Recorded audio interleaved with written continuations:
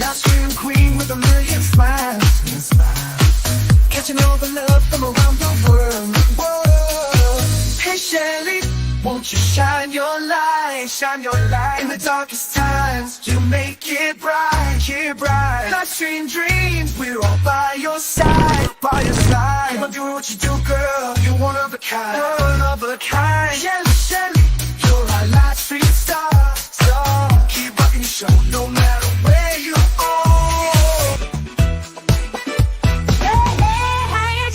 From the block, Jersey girl with a mouth that won't stop, no, no. Sassy, and I'm not afraid to show it. Don't spill the tea, you better be ready for it. I speak my mind, no filter inside. Shelly's in the house, talking trash and truth, no sugar-coated news.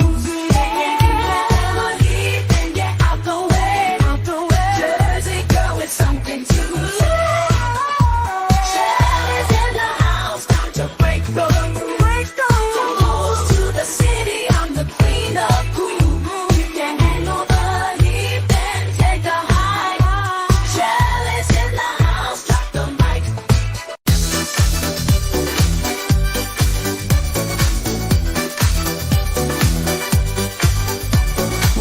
Hey, Shelly in the house tonight. Living it up, feeling so right. Yeah. New Jersey girl, she's got that style. Live stream queen with a million smiles. And she know the love from around the world. Hey Shelly, won't you shine your light? It's time to make you right. Live stream queens, we're always side. You're one of a kind. Shelly, Shelly, you're a live stream star. Keep rocking the show no matter where you are.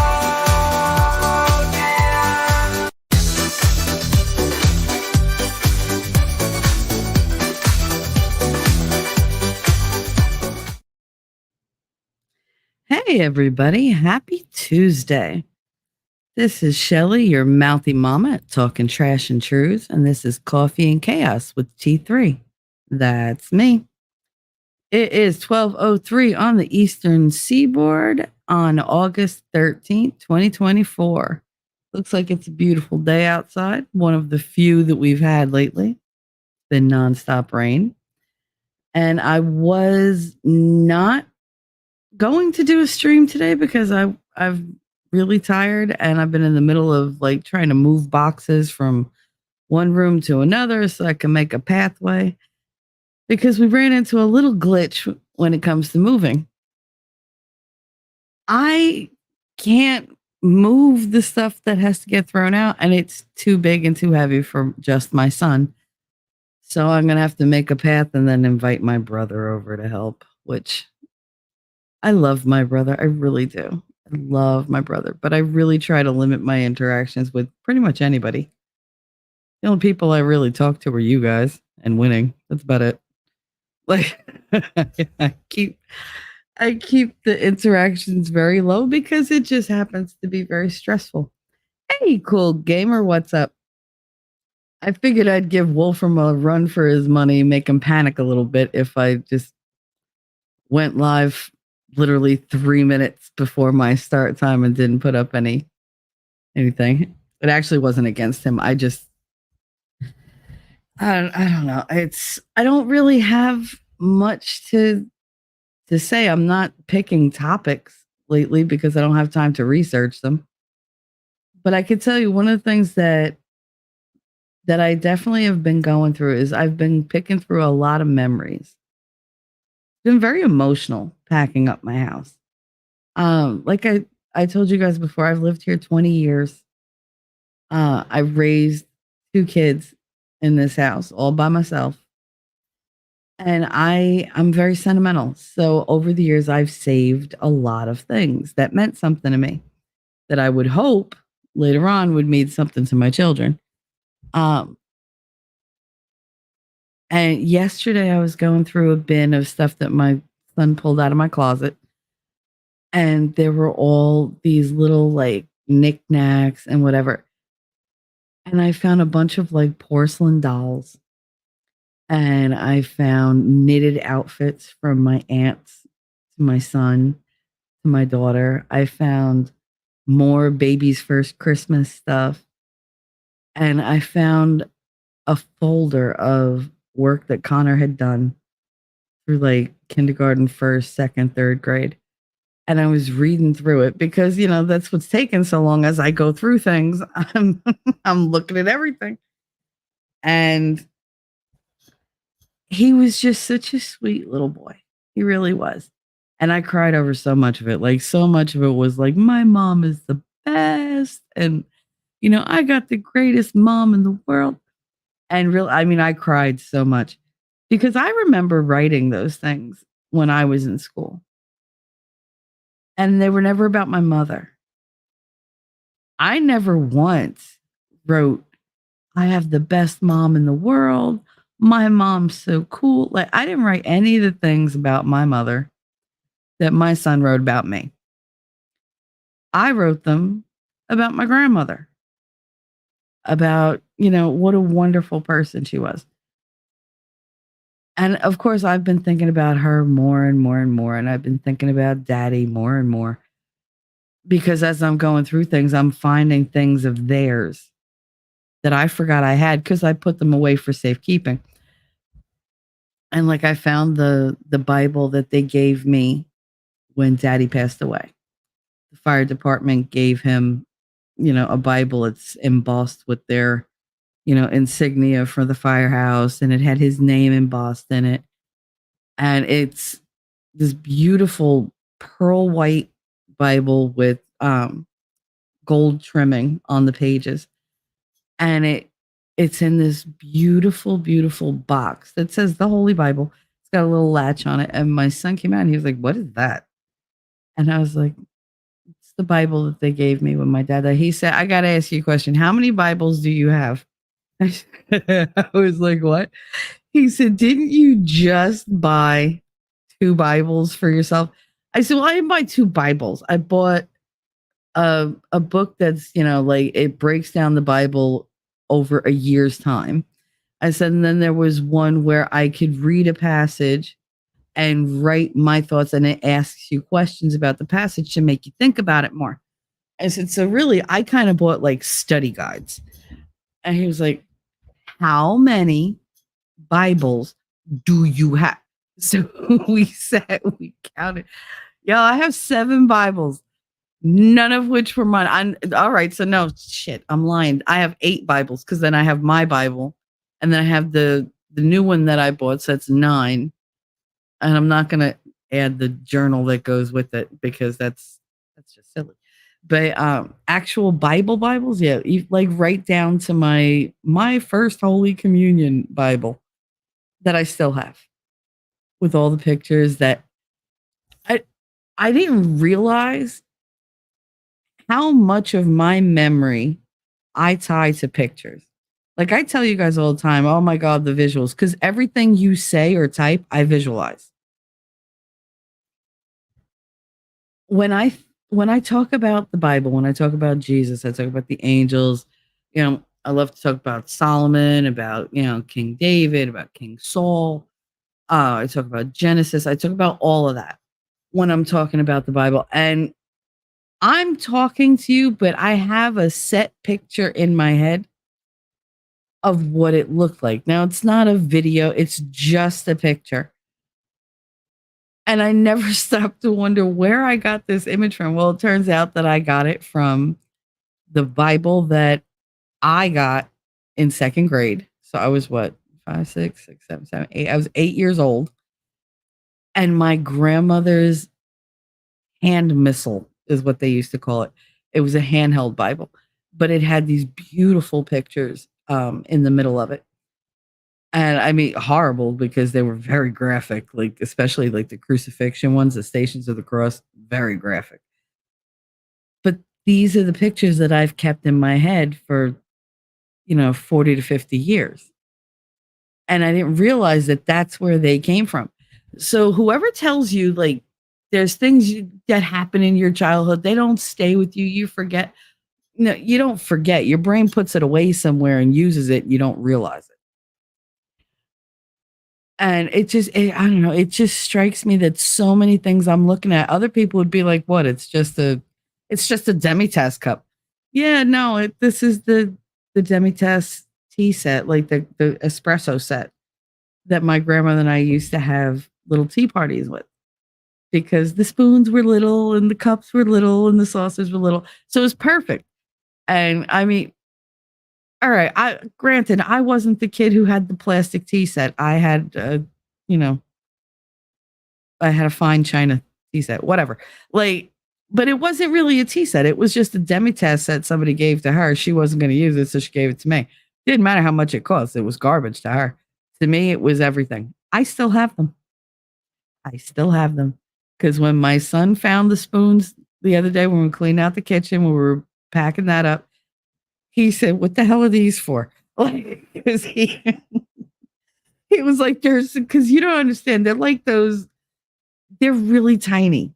They're only maybe like 3, 4 inches long, which trust me is tiny. Um, they say average, but on that. But anyway, they're only like 3, 4 inches long. They're really, really small. They're almost like they're a little bit bigger than those wooden spoons that they used to put on the individual ice creams.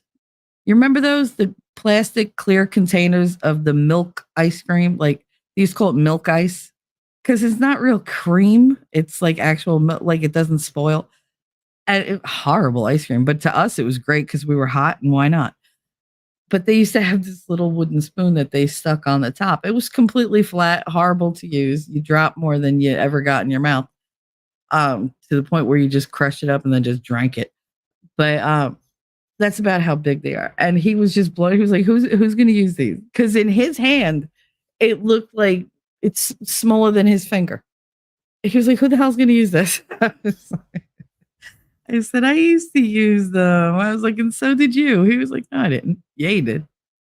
"No, I didn't." I was like, "Oh yeah." I was like, "Because we used to have tea parties. Me, you, and Katie." I said, "They're mostly for Katie, but you anything to make Sissy happy." And like I had forgotten that we did some of that stuff. And he was like, "I had tea parties for my sister." I was like, "Yeah, back when you loved her before you realized that, you're her brother and her little brother at that, and therefore have to be a pain in the ass." Um, yeah, it was great. It really was just to sit there and go through these things with him and she's texted me, "Are you okay?" I was like, "I'm good. I'm just going through memories right now." And she was like, "Oh, I don't want to be there for that." Because she knows how emotional I get.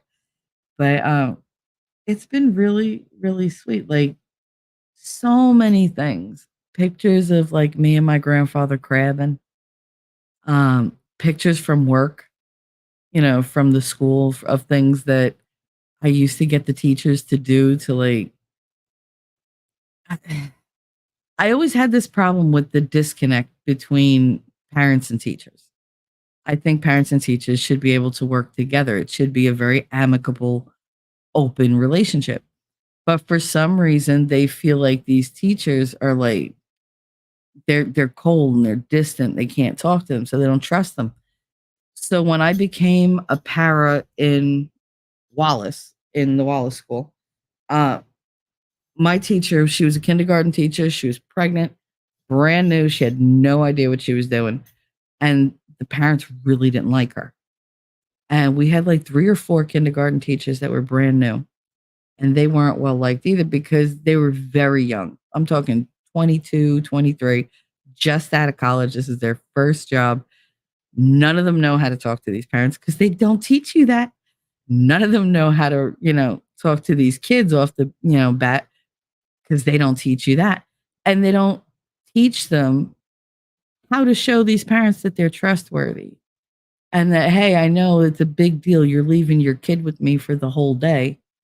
I got this. I'm going to take care of them. And it was a big thing. And this was like, it was right after she had the baby. Marty had started as vice principal and he and I were arguing all the time. And then he finally said, "I need these teachers to be better." And I was like, "What you need is these teachers and these parents to get along." I was like, "I kind of want to do something. And he was like what? I said, I want to do another bulletin board because by then I'd already gotten known for doing these extravagant, like really fancy bulletin boards. I said, I want to do a real simple one. I was like, and I want to do it um, as like an end of the year thing because the parents would come in, have a big lunch with all the kids or whatever. And so what I did, he gave me permission and he was like, like, do you really think it's going to work? He was a little hesitant because usually Paris didn't have a whole lot of say in anything. And I'm not exactly a wilting flower. I don't sit back and go, oh, yeah, no, I'll just do what the teacher says. Like, no, if she's doing shit wrong, I'm going to tell her she's doing shit wrong and how to fix it because I'm bossy like that. I had this whole conversation with my son the other day. He was like, why do you have to issue orders? Da, da, da. I said, do you not get I'm bossy? And he was like, yeah. I was like, I'm head bitch in this house. Like when I say do something, I expect it to get done. And that just doesn't compute with him. He's like, no, that's not how it works. Yeah, that is how it works. See, I pay for everything. I'm in charge. But with him, I don't know. He won't accept it. It's crazy. But anyway, I was very happy Marty gave me the opportunity to do that. So I went around and it took a little convincing because teachers don't like to look stupid. And I wanted them to look silly, which they interpreted as stupid. And I had them doing like really bizarre things, things that were more suited toward them. Like the teacher next door, Beth, was a much older teacher, but she was very, I want to say hippie-ish. I don't know if she was a hippie or so much. She was like a beatnik. I don't know. Very, very liberal, very, very single, very, very only has cats, very much loves her weed and being a hoe. So whatever, but parents just didn't take a shine to her because she had this way. She was just, I don't know. She was a preacher's daughter and she was just very, and they didn't like it. I liked her. Hey, Puffer, how you doing? How you doing? I am hanging in there. I haven't slept. So I'm just here to say hi for a little bit and I'm going to try to sleep again. I woke up yesterday at 7, 6:45, a little bit after 6, I think. I can't remember. My brain is oatmeal. But I've been up since then. I tried to go to sleep. I've been trying to sleep since 3:30 this morning and it's just not happening. But we'll get to that. So anyway, so Beth was all these things. Nobody liked her. I tended to like her a little bit because I worked with her in the other school. So I knew she wasn't as bad as, people thought. She wasn't great. I mean, she's that teacher that you work your ass off for all year. And then at the end of the year, she doesn't give you even a card. And it's like, I got her flowers. I got vodka. I made her, her favorite cookies. I didn't even get a thank you. So it was like, whatever, bitch. I hate ungrateful people. But anyway, she wasn't that bad, like as a person. She just sucked to work for. But she loved like exploring. Her thing was nature. Take the kids out to see the butterflies and the birds and the whatever. And she really had this thing about dinosaurs. So I brought her into my classroom and I gave her a bunch of these little dinosaurs. And I said, there's the sandbox, because we had a sand table for the kids to play with, because sensory. And I said, just take the dinosaurs and go and I'll take pictures. And she was just playing and she got into it. She was like making faces and like all this stuff.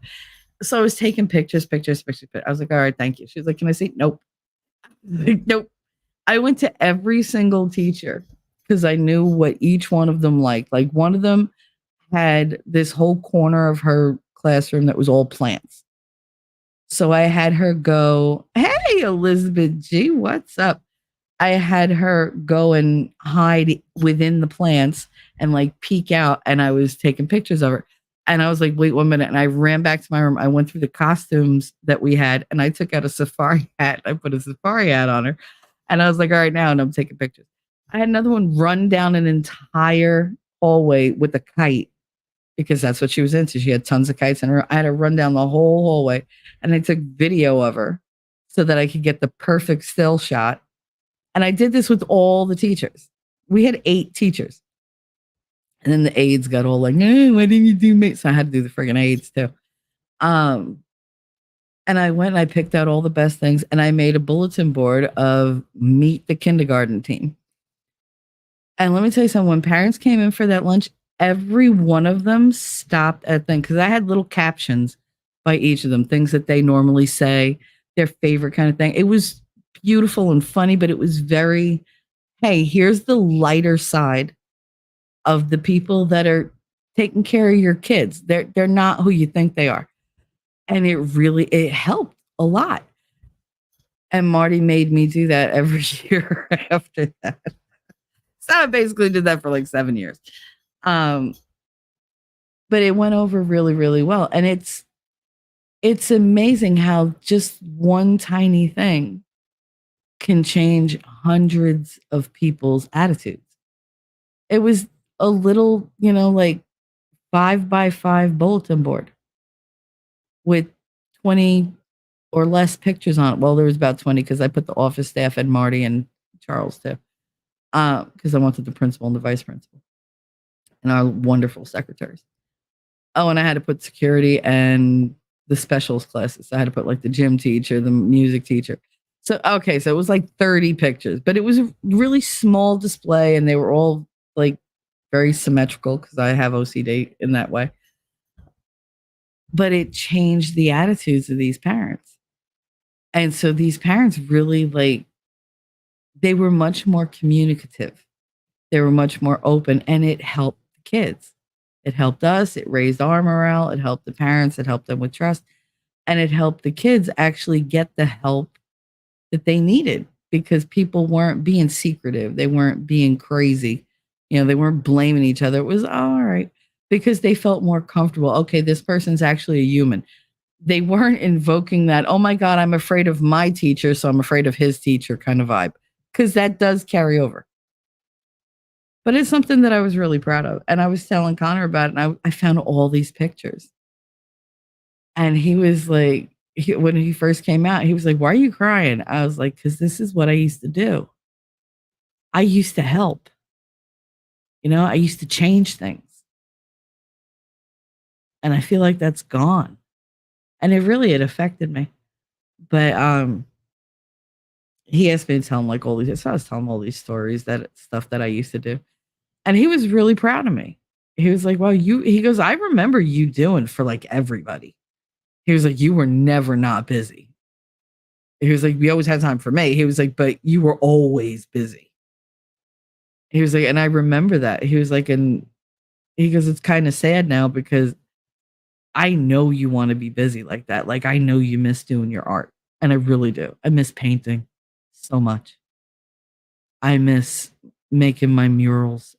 I miss just making things pretty, like making them comfortable for other people and creating an environment where everybody's like, oh my God, like they just lift their spirits a little bit. I miss that. I miss being able to do that. So I'm hoping once I move, I'll have the room and the energy, the ability to do it. Anyway, let's go to see who's in chat. We got Puffer Smiles. She said, I had some shitty sleep last night too. Went to bed at 1 and got up at 4. Oh, girl, that's me like every night. At least I did all my laundry in the morning. Blessed day ain't got me yet. Good for you. I'm glad you got something done. I got like nothing done during the night. I just kept laying down trying to like, please shut up. My head. Like, I was like, we're so tired. Yes, that's how I talk to myself. I'm like, brain, we are so tired. Can you just shut the fuck up for a little while? Just let me sleep. Just let me sleep. I don't care that my body hurts. I don't care that I have a million thoughts. I don't care I have a million words. I want to go to sleep. Nothing works. I've done the breathing exercises. I have listened to the Senate. I listened to that damn deep sleep hypnotic bullshit that they put on the internet. Like I tried reading, no. I tried, like just dead silence, absolute pitch black dark, and all I was like paranoid. And I was just like, ugh. So 9 o'clock this morning, I just said fuck it, and I got up. I was like, I don't care. Like I tried for almost 6 hours to go to sleep, and nothing worked, including sleep aids. It's not like I didn't take a sleeping pill. I took one. Nothing happened. So it's not in the cards for me. So I'm hoping I will get whatever's in my brain out, because you guys often do that for me where I can go, okay, let me just unload. And then my brain goes nice and quiet. It's down to like 100 open tabs instead of like a million. And I can sleep. Right now, I don't feel like I can sleep, but I'm going to make myself. Elizabeth 3G, I haven't seen you in a while, babe. How you doing? And Miss Ellie Fawn. Oh, you're still sick. I'm sorry, honey. I hope you feel better. I really do. I hope you feel better. Oh, my girls. All my girls are here. Oh, we got Puffer sending you healthy juju. Ellie, she's sending you healthy juju. Love that. Elizabeth G. At Ellie Fun, I hope you get better soon. Shelly, that sounds so wonderful. You still have that within you. I know that, like they say when they're talking about like sinning, like the spirit is willing, but the flesh is weak. It's kind of the same thing. Like the spirit is willing. I am ready, willing, and able in my soul to do that kind of stuff. And my body's just like, no, bitch. Like it just won't let me. It won't let me. The other day, I had a hard time because I had a flare up and it was really bad. I had a hard time combing my hair. Took a shower. This time I didn't fall. I got out and I combed through my wet hair and I couldn't hold my arms up. Like it literally, I went through like half my head. I had to call Connor and be like, Connor, can you just come comb my hair? He was like, why? I was like, because it really hurts my arms to hold my arm up. Like it hurt my shoulders and like my upper arms. It felt like they were on fire. When I first got sick and then I had that bad infection on my legs and stuff, and my feet were like the lymph fluid completely burned the bottoms off both my feet. I would scream. Poor Darth used to listen to it because he didn't want me to be by myself. Hey, Wolf Kinder, what's up? The pain that I felt then, it's not very different now, except I've gotten so used to it. Yelling doesn't do anything. It just doesn't. Like my pain threshold is so high now that it's ridiculous. I thought it was high before, but this is proof that you could get used to friggin' anything. Because I'm not on any pain pills at all. Like at all. The only things I take are supplements. I take like collagen so that the skin is, a little healthier, a little stronger, so I don't get the breaks in it that I got before. I take like turmeric. I take a one a day. I take my St. John's wort. I take kelp. And I take a hormone balancer, like a all natural hormone balancer. Otherwise, I'm crazy all the time. That's it though. Like occasionally I'll take an Advil or an Aleve because I can't find my damn Tylenol. I don't know where the hell they wound up. I had saved 2 and I took them and now I'm out of Tylenol. But that's it. Like I don't take pain meds. So whatever I feel, I feel. I only smoke herb at night to go to sleep. So that doesn't help manage my pain. So it's just like, all right, suck it up. It's very much suck it up, walk it off, or sit it off, or whatever. But yeah, it's amazing what you can get used to. What becomes normal. Puffer said, yeah, I'm learning my girl's 4th grade teacher already had 5 kids on her. Oh, of her own. Holy crap. Help me understand the shortness in conversation. Yeah. I could see where that would be a problem. Is she just very like, "Rah, rah," she's very curt, probably because she's seen it all and she just has no time for bullshit.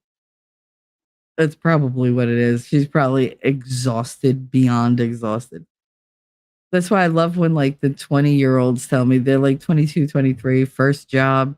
They're working 30, 40 hours a week on their ass doing nothing. They got no kids. They got no steady man. They're just, I'm so tired. You just don't understand. Listen, bitch. Okay. You don't get to talk to me about tired. You just, and I will let them have it. That is one thing I do not stay shut on. When somebody's, oh, I'm so tired. You just don't understand how tired I am. No, no. See, we're going to have a conversation you're not going to enjoy right now. And it's going to be in front of people and I'm going to embarrass you. And you're never going to make this mistake ever again. I am that bitch. I will do that every time. I will call them on their bullshit every time. Anyway, Wolfkinder, I know I said hello, but it deserves another hello. Hello, Wolfkinder. I haven't done any of my clips in like the longest time. What am I gonna do? All I do is win, no matter what.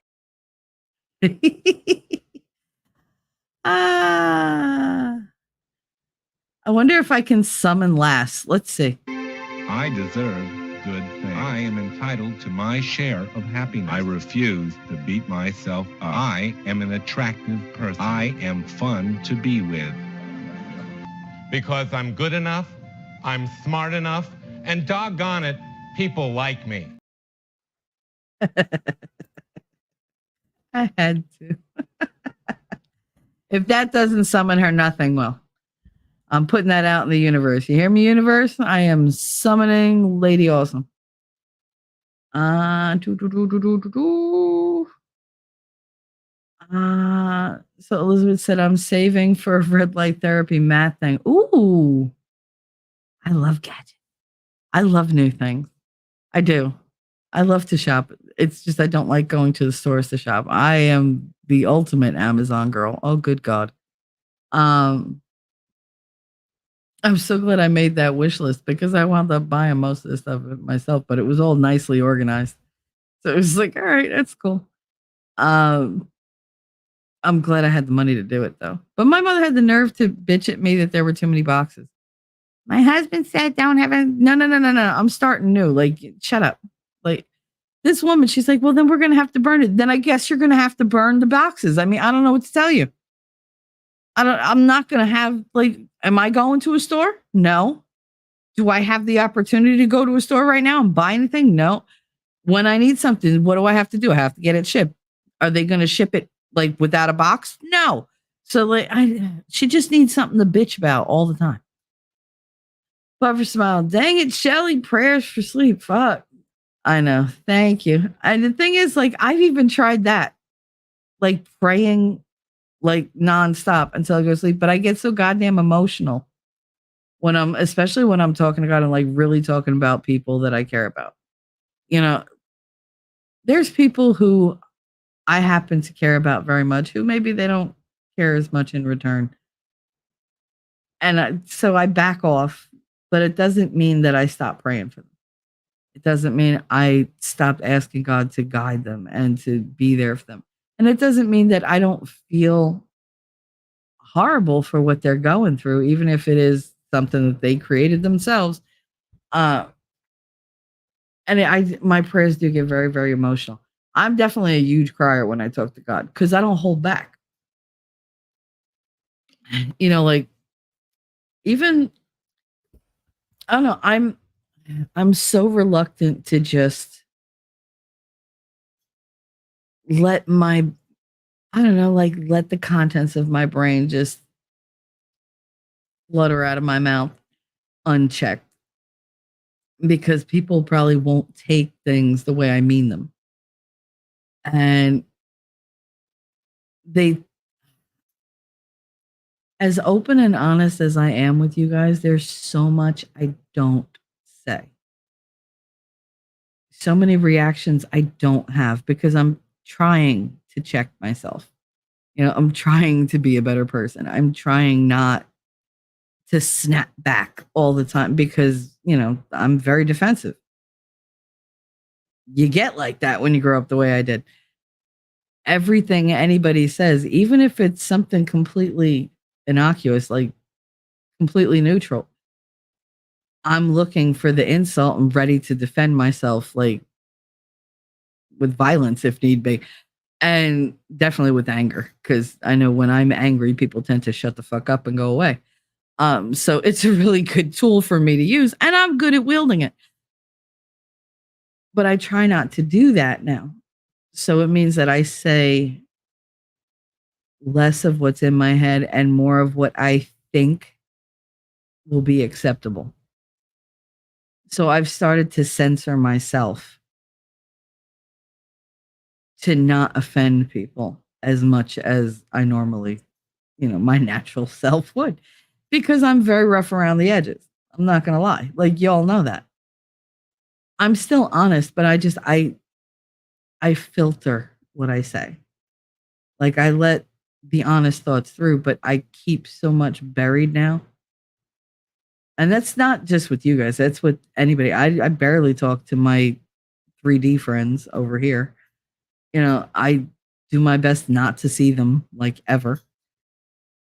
Even with winning, I bite my tongue a lot, and there are things that I think of that I'm like, yeah, no, just shut up. Nobody cares. Like, and it's got nothing to do with him. It's just, I don't know. I'm getting more closed off. That's worrying. Because the last time I did that, I just stopped talking to everybody for like a year. And I didn't care. I'm not that person who needs to be around people. I can disappear for a year, 2 years, 3 years. As long as I have my books or my stories that I can read and music to listen to, I don't give a fuck. I don't have to interact with anybody. It doesn't bother me. I never feel like alone or lonely in that kind of scenario. I'm good. I am very at home in my own company. I can entertain myself endlessly forever and nobody has to come along and help me. But I'm trying not to do that. I'm trying to be, I don't want to say better, because I don't think there was anything wrong with the way I was. It's just, there's so much, how do I explain it? The pressure out there is at such a fever pitch. Like, the pressure is so high. I feel like no matter who I talk to, it's just going to go boom any second. Like, I feel like people are just itching to be set off. So they have an excuse to just release all that stress and anger that they're feeling inside. And I really don't want it directed at me, because it's not going to be pretty. One, it'll hurt my feelings, and I don't like getting my feelings hurt.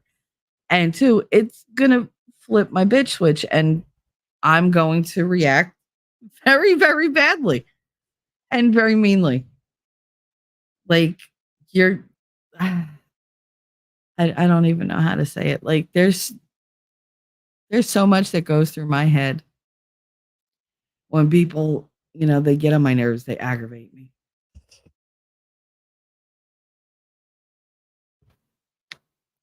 Sorry, I've been having asthma attacks because of the damn dust. So much dust. Of course, it's the one thing I'm truly allergic to. But so I'm like all congested today because I went through a lot of dusty stuff yesterday. So it's like, I feel like it's all in, like, my eyes are gritty and everything.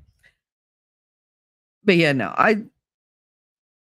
I've told you before, I have a way of, and some of you have seen me in other places do it, where I'm just vicious. I see your weakness and I don't play with you. I go right for the jugular so I could shut you the fuck up and get rid of you, and that's it. I'm done. Like, I don't want to waste time. Sometimes I want to play with my food, but sometimes I just devour them and throw them and spit them back out, and I'm done. I don't like being that person. I really don't.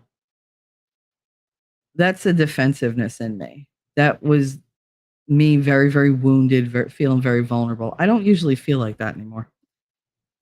I don't feel empowered, but I don't feel like that little trauma little girl that I was. Not everything is catastrophic. Like I can step back and go, all right, we'll let that go. But that's neither here nor there. But anyway, so yeah, so there's a lot of stuff still stuck in my head. And it's hard to get it out now. But you guys, you do help me with that. I just Winnie and I were watching something the other day. They were like, yeah, journaling. And I was like, Bafangul journaling. Because journaling did nothing but make me so much worse. When I did it, oh my God, when I went back and read what I wrote, oh my God, the crazy that I let out. I was like, oh no, like I don't even remember thinking this, let alone writing it. And I'm like looking at it, and I'm reading through going, oh my God, why am I so mad? And I was just, that's where all like I would just let all the pain out onto the page. But then all I had was a record of my pain and anger and my crazy. And the feelings didn't go away. So it didn't work for me. It actually made me worse because then I really like leaned into those feelings and it would set the tone for like the whole morning, whole afternoon, whatever. So I don't journal because for me, it's just not a good thing to do. Elizabeth G, I know I should be asleep at this hour, but it has been a day and a half. Oh, girl. I have a strong pain threshold, so I understand. I know. I'm sorry that you had a bit of a day. I know we've all had those days lately, though, right? They're getting more and more frequent where you live like an entire week in one day, and you're like, no, it can't just have been 24 hours. There's no way. There's no what. There's no way. Or you go like 2-3 days, and you're like, oh my God, it's still the same month. Yeah, the month just started. No, like, don't tell me that. Oh, and it's only going to get worse the closer this damn election gets. Puffer said, see, just said the important things and got on to the next parent. Not snippy. Just no fucking time. I just did that. She's just trying to get home. Yeah, she's trying to get off her feet is what she's trying to get. She's like, I know I'm going to get home. None of these, half the kids are going to still be hungry. None of the clothes will be put away. None of the homework's going to be done. Their lunches aren't going to be ready. The house is going to be messed. She's thinking of all the things she's got to do when she gets home. Guarantee it. And she's going to get home and go, fuck it, I can wait till tomorrow. And then just go to sleep. Yeah, that's going to be it. She's going to be like, oh, those parents drained me. It's stressful meeting the parents. So stressful. That was funny. I don't know what was funny, but I'm glad you enjoyed it, baby. T-Rex. Good M to you. You still have a mother. I still miss mine. You can have mine. Seriously, you can have mine. No matter what I do for this woman, she can't be happy. I bought her a wishing well for the front yard, something she's always wanted, never had. I picked out the perfect one for her. As soon as I called it, because I knew that it got delivered, she bitched about that she's got to put it together. I can't believe this fucking thing you bought. Yeah, you're welcome, Ma. I cried so bad. She hurt my feelings so much. Like, no matter what I do, nothing makes this woman happy. I get it, though. I mean, I get it. That's how I feel about my grandmother. When people are like, oh, yeah, my grandmother, I was talking to her. She thinks she knows her. Yeah, she does. Trust me. Give it another 10, 15 years and 2 years without her, and you'll figure out she knew everything. I look back and I'm like, sometimes my son will answer me a certain way, and I'm like, who do you think you are? Like, what did I ever do to you?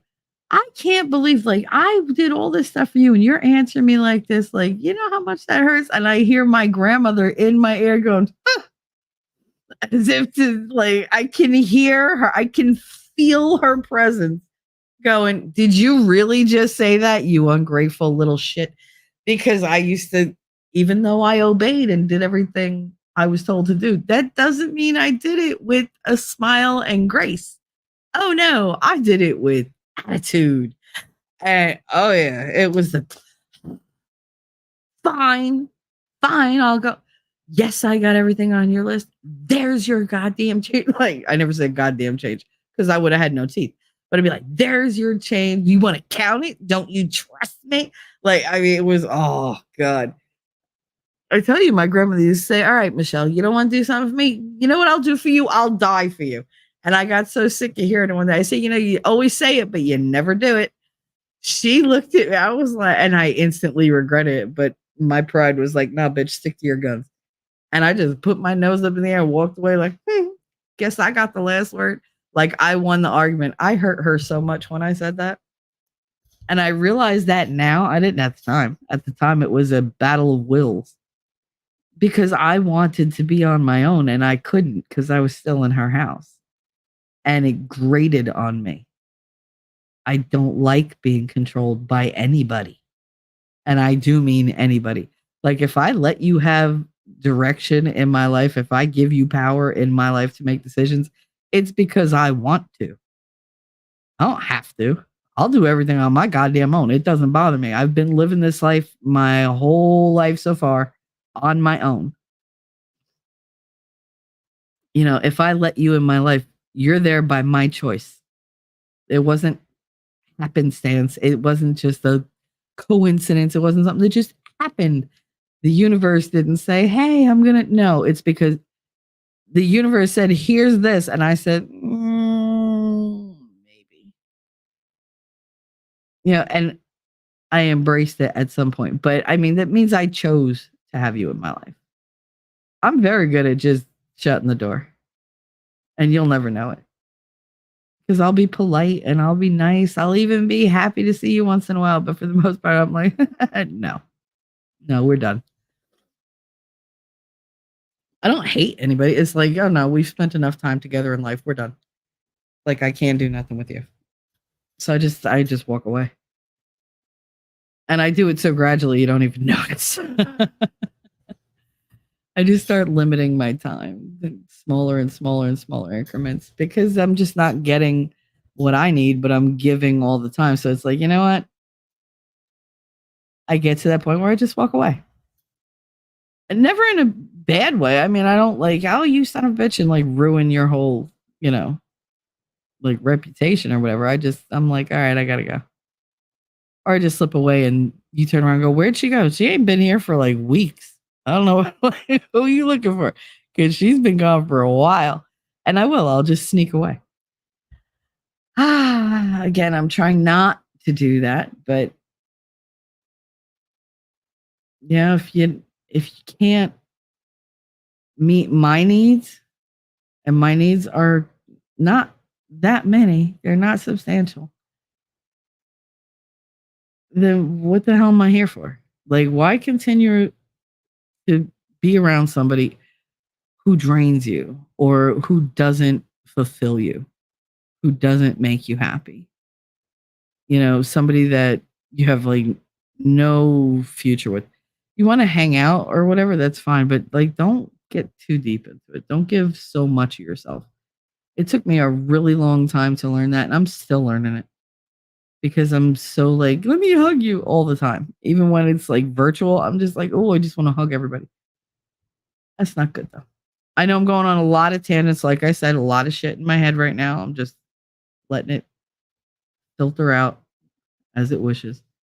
Wolfkinder, I'm looking at a grounding mat. Oh, I watched a couple of documentaries.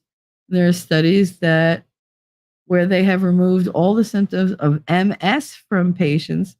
And that's just the tip of the iceberg. Ooh. A grounding mat. If you're on Discord or whatever, send me a link or whatever, but I'm going to write that down. 1 second. Grounding mat. All right. I'm going to look into that. Elizabeth G, I cry watching commercials. Girl. I do that all the time. I cry watching wrestling. Jesus. Ellie Font, minimally, I got the flu. Maximally, I got coof. Oh, no. Well, I mean, you can't even trust. Apparently, you can't even trust those tests. Some lady ran the test on like a cat, a dog, a bird, and a rat. And I don't remember if like 3 of the 4 of them came up COOF positive. Like, so those tests are crap. But either way, take care of yourself. Make sure you're nice and hydrated, please. And promise that you'll go see a doctor if it gets, too bad. If you think you're going to need like antibiotics or something. I know you're one to tough it out and everything, but just, like I told your husband, you're a gem. I don't want you going anywhere. So just take care of yourself. Okay, Ellie? We love you. Wolfkinder, I finally got COOF last weekend. No! I was in bed for a week, still testing positive. Oh, honey, I am so sorry. Yeah, the first time, I only got it the one time this Christmas, and it laid me out for, God, I was unconscious for like a week. Every night when he was like, yeah, right, you still alive? All right, I'll talk to you tomorrow. Like, because he knew I was going right back to sleep. But yeah, it was bad. Oh, I'm so sorry. Ain't it funny? You went all that time without it and now you get it. Same for me. I never leave the house and yet I got it. It's like, what the fuck? To be specific, to be, clear, I don't have that right now. Right now, I'm just stuffy from dust. My whole house is just a dust storm. It's terrible. And we're talking about 20-year-old dust, so God only knows. Elizabeth said at Elephant, oh, hon, I hope you feel better, or I hope you get better. I got an awful flu that turned into pneumonia. No. And I think triggered a lot of other health issues. Oh, honey. I'm so sorry. Everybody's getting so freaking sick. Let's hope everybody that's sick or is about to get sick gets over it really quickly. It leaves no lasting effects. And I hope you have minimal discomfort, because being uncomfortable and icky, I think, is probably the worst part of being sick. Maybe for me, I hate the icky feel when you're like clammy and like things that normally you could do easily, like you have no energy to do, but you have to do them. And so you break out in that weird cold sweat all the time. It's bleh. Like normally you're cool as a cucumber, and now you're just like, oh my God, why am I so hot? I can't breathe. Like, it's terrible. But I hope you guys feel better. I hope we all feel better. I hope we all sleep. I plan on sleeping very, very soon. Ellie said, I'm thinking it wasn't the hospital since I saw almost no one there, but the kids' play place that I took my kids to, there were well over 100. Oh yeah, that's definitely the higher likelihood, especially if it was a play place, because they don't clean very well, and you don't know how many kids were in and out of there, and they're sneezing all over everything, and nobody's washing their hands, and bleh. Yeah, any place that there are a lot of kids with a lot of germs, more than likely it doesn't affect them. They just give it to you. There were so many kids in school that they were sick, but not more than a sniffle, and they test positive, but they felt fine. So their parents were like, you're fine, go to school. And then everybody at work would get it. Except I didn't get it, which was weird because I was the hugger. I never followed the 6-foot rule. In school? Oh, hell no. I'm working with little kids. You know how hard it is to work with a 5-year-old and have a 6-foot rule? The little leg huggers that they are? Especially the shy ones that literally hide in your knee. They hold on to your knee. They just hide there. It's like, all right, okay, you're fine. Just, all right, just hold on to my pant leg. Let's walk along. Come on, we got to go. But yeah, 6-foot rule with little kids. Yeah, that wasn't going to work. But even when they were like, my mom said I'm not allowed to hug, but I really need a hug. All right, you're getting a hug because I'm not dealing with crying all day. T-Rex said, I had to learn how to filter myself too. My ADHD would have me saying everything that popped into my head, not finishing thoughts when I was younger. Yeah, my son, that was a thing for him. It's still a thing because I'll sit here and I'm listening to him and I'm like, oi, no, go back. He's like, what do you mean? I'm like, whatever you I don't want to talk about what you're talking about now. I want you to finish the fucking sentence that you were on before, because you're going to tell me that you told me this already, but you only told me half and the rest of it is still in your head, but I'm still going to get yelled at for it. So continue the thought until it's finished. And he's like, oh, all right. Because he does that shit to me all the time. He's like, I told you. No, you think you told me. He's like, I'm certain that I told you. I was in the room when I told. Okay, I don't go in your room. Oh, then I probably didn't tell you. No, you probably didn't. All right. Well, I'm telling you now. Great. Now, it would have been nice to have had a little bit of warning, but whatever. So yeah, no, I totally get that, T-Rex. Totally get that. Elizabeth said, I annoy myself, so I have full-blown arguments with myself. I'm not gonna lie, I do. Because I want, like, there's so many different things going on in my head. There's the, okay, I'm recognizing that I want to do something. And then there's all the arguments telling me why I should and why I shouldn't. And they're all going on at once. And I have to make this decision in the next like 2 seconds or it's going to get awkward. So it's like I have to be super, super fast. So my mind is always racing.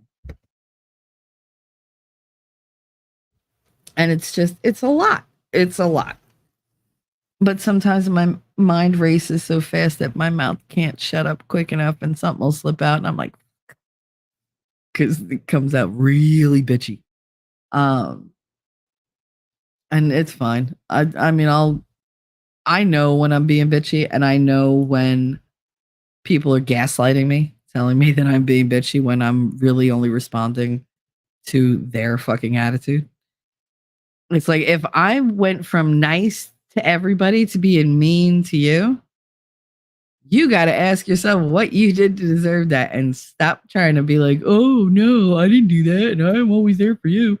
Like, just don't. I don't want to hear it. I've walked away from people for aggravating the fuck out of me. All I want is peace. That's all I want. And if that means not talking to anybody, I'm good with that. Because my peace of mind is the most important thing to me personally. I'm not talking about out of people. Like my kids are always going to be the most important thing to me. But personally for me, like money, comfort, whatever, none of that even comes close to the importance of my peace of mind. I do not want stress. And I have way too much stress as it is. So I just block everything else out. I will drop you like you're hot, like just because you're stressing me out. Like there's only so much bullshit I can deal with in the course of a day. And if you're going to be a cause of annoyance to me, there's the door. Get the fuck out. Because I got no time for that bullshit. I won't deal with it anymore. I just won't. There is nobody that fucking important that's going to annoy me like that I'm like, oh yeah, let me accommodate that. I'm done accommodating people. Fuck that. Nope. I'm done. You don't like me? All right, bye. Because I can't. I don't have the energy to people please right now. Maybe I will in a couple months when I'm settled and I'm healthier and I'm not breathing this damn black mold air, and I actually get sunlight. You guys realize I haven't been in the sunshine in 2 years at least? No sunshine at all. Not even indirect through the windows because I have blackout curtains. So my vitamin D, and trust me, I know I am very D deficient in the last couple of years, but and it bothers me, but like a lot, because apparently there's parts of my body that didn't get the memo that I don't feel good. And oh, you're in pain, but guess what? Still horny. There you go. Great. So I just ignore that part of me, and that's a pressure cooker. I'm gonna tell you right now that is a pressure cooker, because the more I just go meh, and I don't address those needs, the bitchier I'm gonna get, and the less patient I'm gonna get, and the less connected I feel to anything. Like I don't know. It's important, and I just don't really address it anymore. I've learned to ignore it. But there are consequences to ignoring a problem. So we shall see. But anyway, Yeah, but Elizabeth, I get on my own damn nerves so much. Oh my God.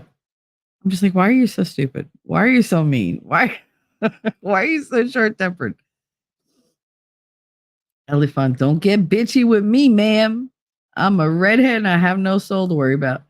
Well, see, that's what y'all forget because in all my pictures, my hair is dyed dark brown, but I was born like with the dark auburn hair. So technically, red hair, green eyes, white skin, freckles. I mean, yeah, technically I'm a redhead, but I covered up with dye. So I have store-bought soul. I'm not a true redhead though, so I'm not completely soulless, but there is that streak of evil in me. Just like the girl who had that little curl right in the middle of her forehead. When she was good, she was very, very good. But when she was bad, she was horrid. There's a reason my mother told me that damn nursery rhyme every day for the first like 7 years of my life. Because that was just the most fitting for me. I told you 51% angel or 51% sweetheart and 49% bitch. Don't push me. I texted a lot of stuff to someone I should not have, and reading it back showed my cry. Girl, Elizabeth. I mean, who hasn't done that? Have you all done that? Come on. Okay, so I thought I had thrown out like all these letters from my exes or whatever that I had accumulated over the years.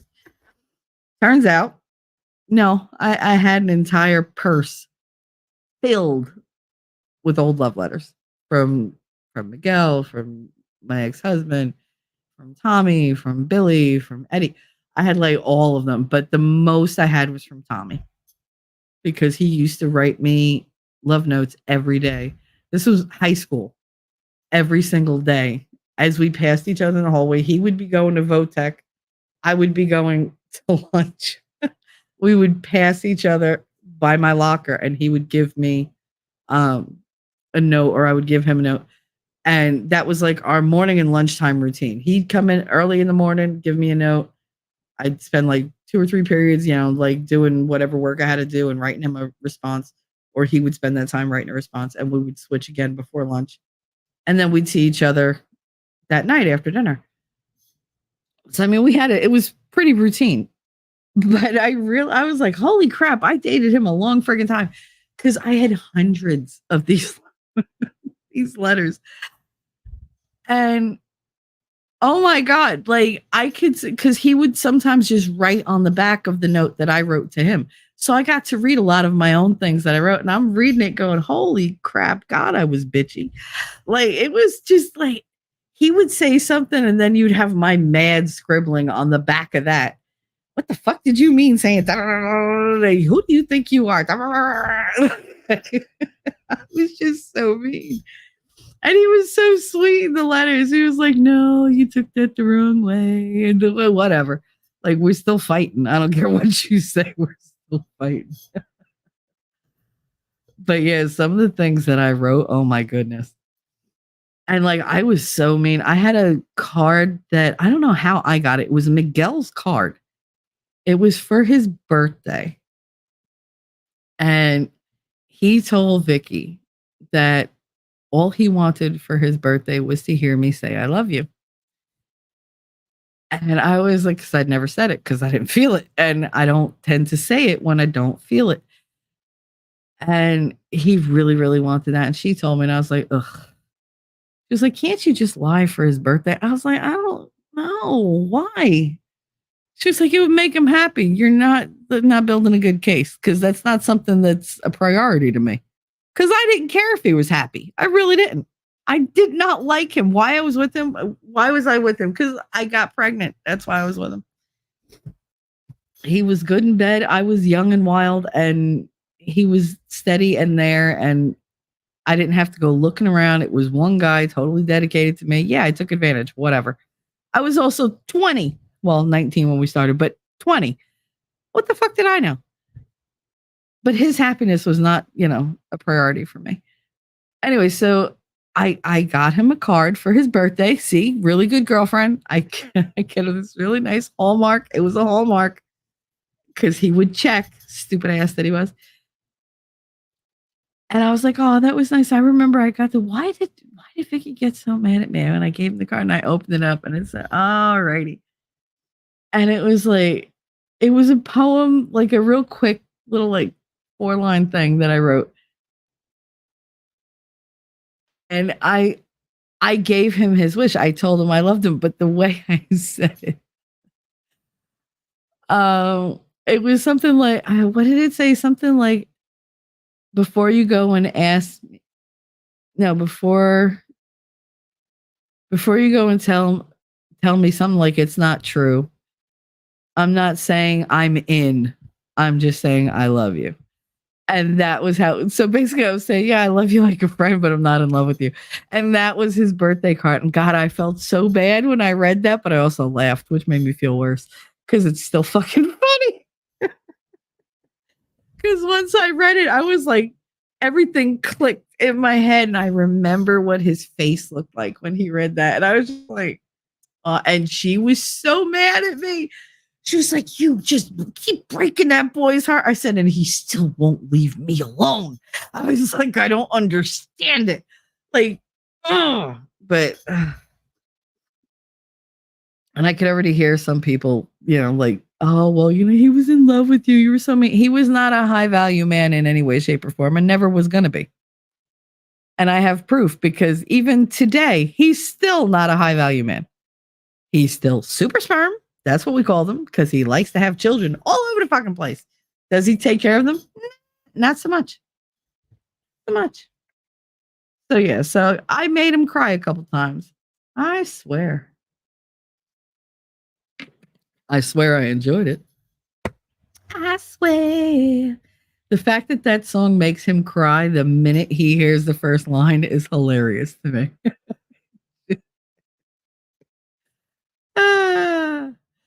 Of all the songs. Anyway. Yeah, so I mean, I've been there. The whole text stuff to somebody write something and you look back and you're like, oh my God, no. Ellie said, you did it wrong. Do a gratitude journal every page of things you're grateful for. That would be a very short journal. Very short. Especially lately. It would be very short. My main thing that I'm thankful for is that I'm not in jail because I've learned self-control. To a point. At some point that, the top's going to pop and that's going to be all she wrote. T-Rex said, Elifa, that's similar to what I say. I may have no soul, but it just means I don't have to pay for my sins. Oh my goodness. Y'all are terrible. You're the most soulful people I've ever met. So the red hair don't mean I don't want to hear that soulless thing. Same thing with Just Dawn. I'm soulless Ginger. You are not soulless. Everybody all of you that act so tough and everything, you're so sweet. Wolfkinder, there are different types of journaling. Some people really like the purge journalism style. Yeah, that's what they had me doing. It scared me later when I went back and read it. Oh my goodness. Cat Ninja, what's up? Oh my goodness. Have you told her that she hurt your feelings? Oh, trust me. My mother knows that she hurt my feelings. She don't care. She's not built like that. She has no remorse. I tell her that she hurt my feelings and it turns into a conversation about, what I did to hurt her feelings. How me saying that she hurt my feelings, hurts her feelings. And it completely becomes about her. I can never do anything right. Funny, I was going to say the same thing, Ma. Only I have actual proof. Yeah, it's going to be interesting living with her. T-Rex, it's the small victories in life. I'm so proud of myself for being able to figure out what was wrong with the APU air conditioning 25 amp condenser fan fuse. Yes, I got your text sometime during the night or whatever. I don't even remember when I read it. I know I was trying to go to sleep and I was like, nope, because I know you'll drag me into a conversation on philosophy that I'll be in till 7:30 in the morning. So I was like, nope, not answering it.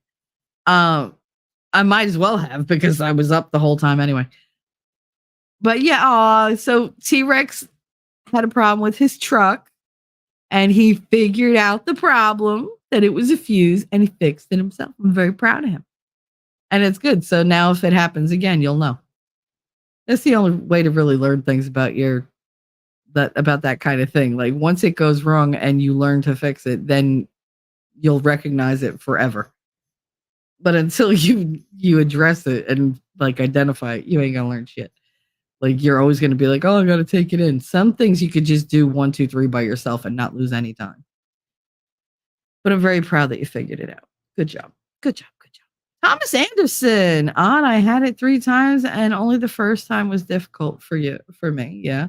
Lasted 3 days, felt awful. The second 2 times I got over it in less than 12 hours. Only knew what it was because I got it from a known source. Jesus, you recover quick. I would love to be able to say, oh yeah, I had a cold that lasted less than 12 hours. That's never happened. You are one healthy individual. Damn. I envy your immune system. And that's words I never thought I'd say in my life. Because it's just weird to say that. Wolfkinder, T-Rex, solving those annoying issues should be celebrated. Abso-fucking-lutely. Good for you. I'm so proud of you, T-Rex. Did y'all notice that Trump kept talking over Elon over and over and over? Remind me of me talking to my family. It's so funny that you said that because I was talking to Winning about it after the show. And I said, I love how they were back and forth. And, Elon would try to say something and Trump would just steamroll right over. Yeah, like you do to me all the time. I was like, but it's like, all right, whatever. Like much like Elon, we just go, all right, we'll just wait.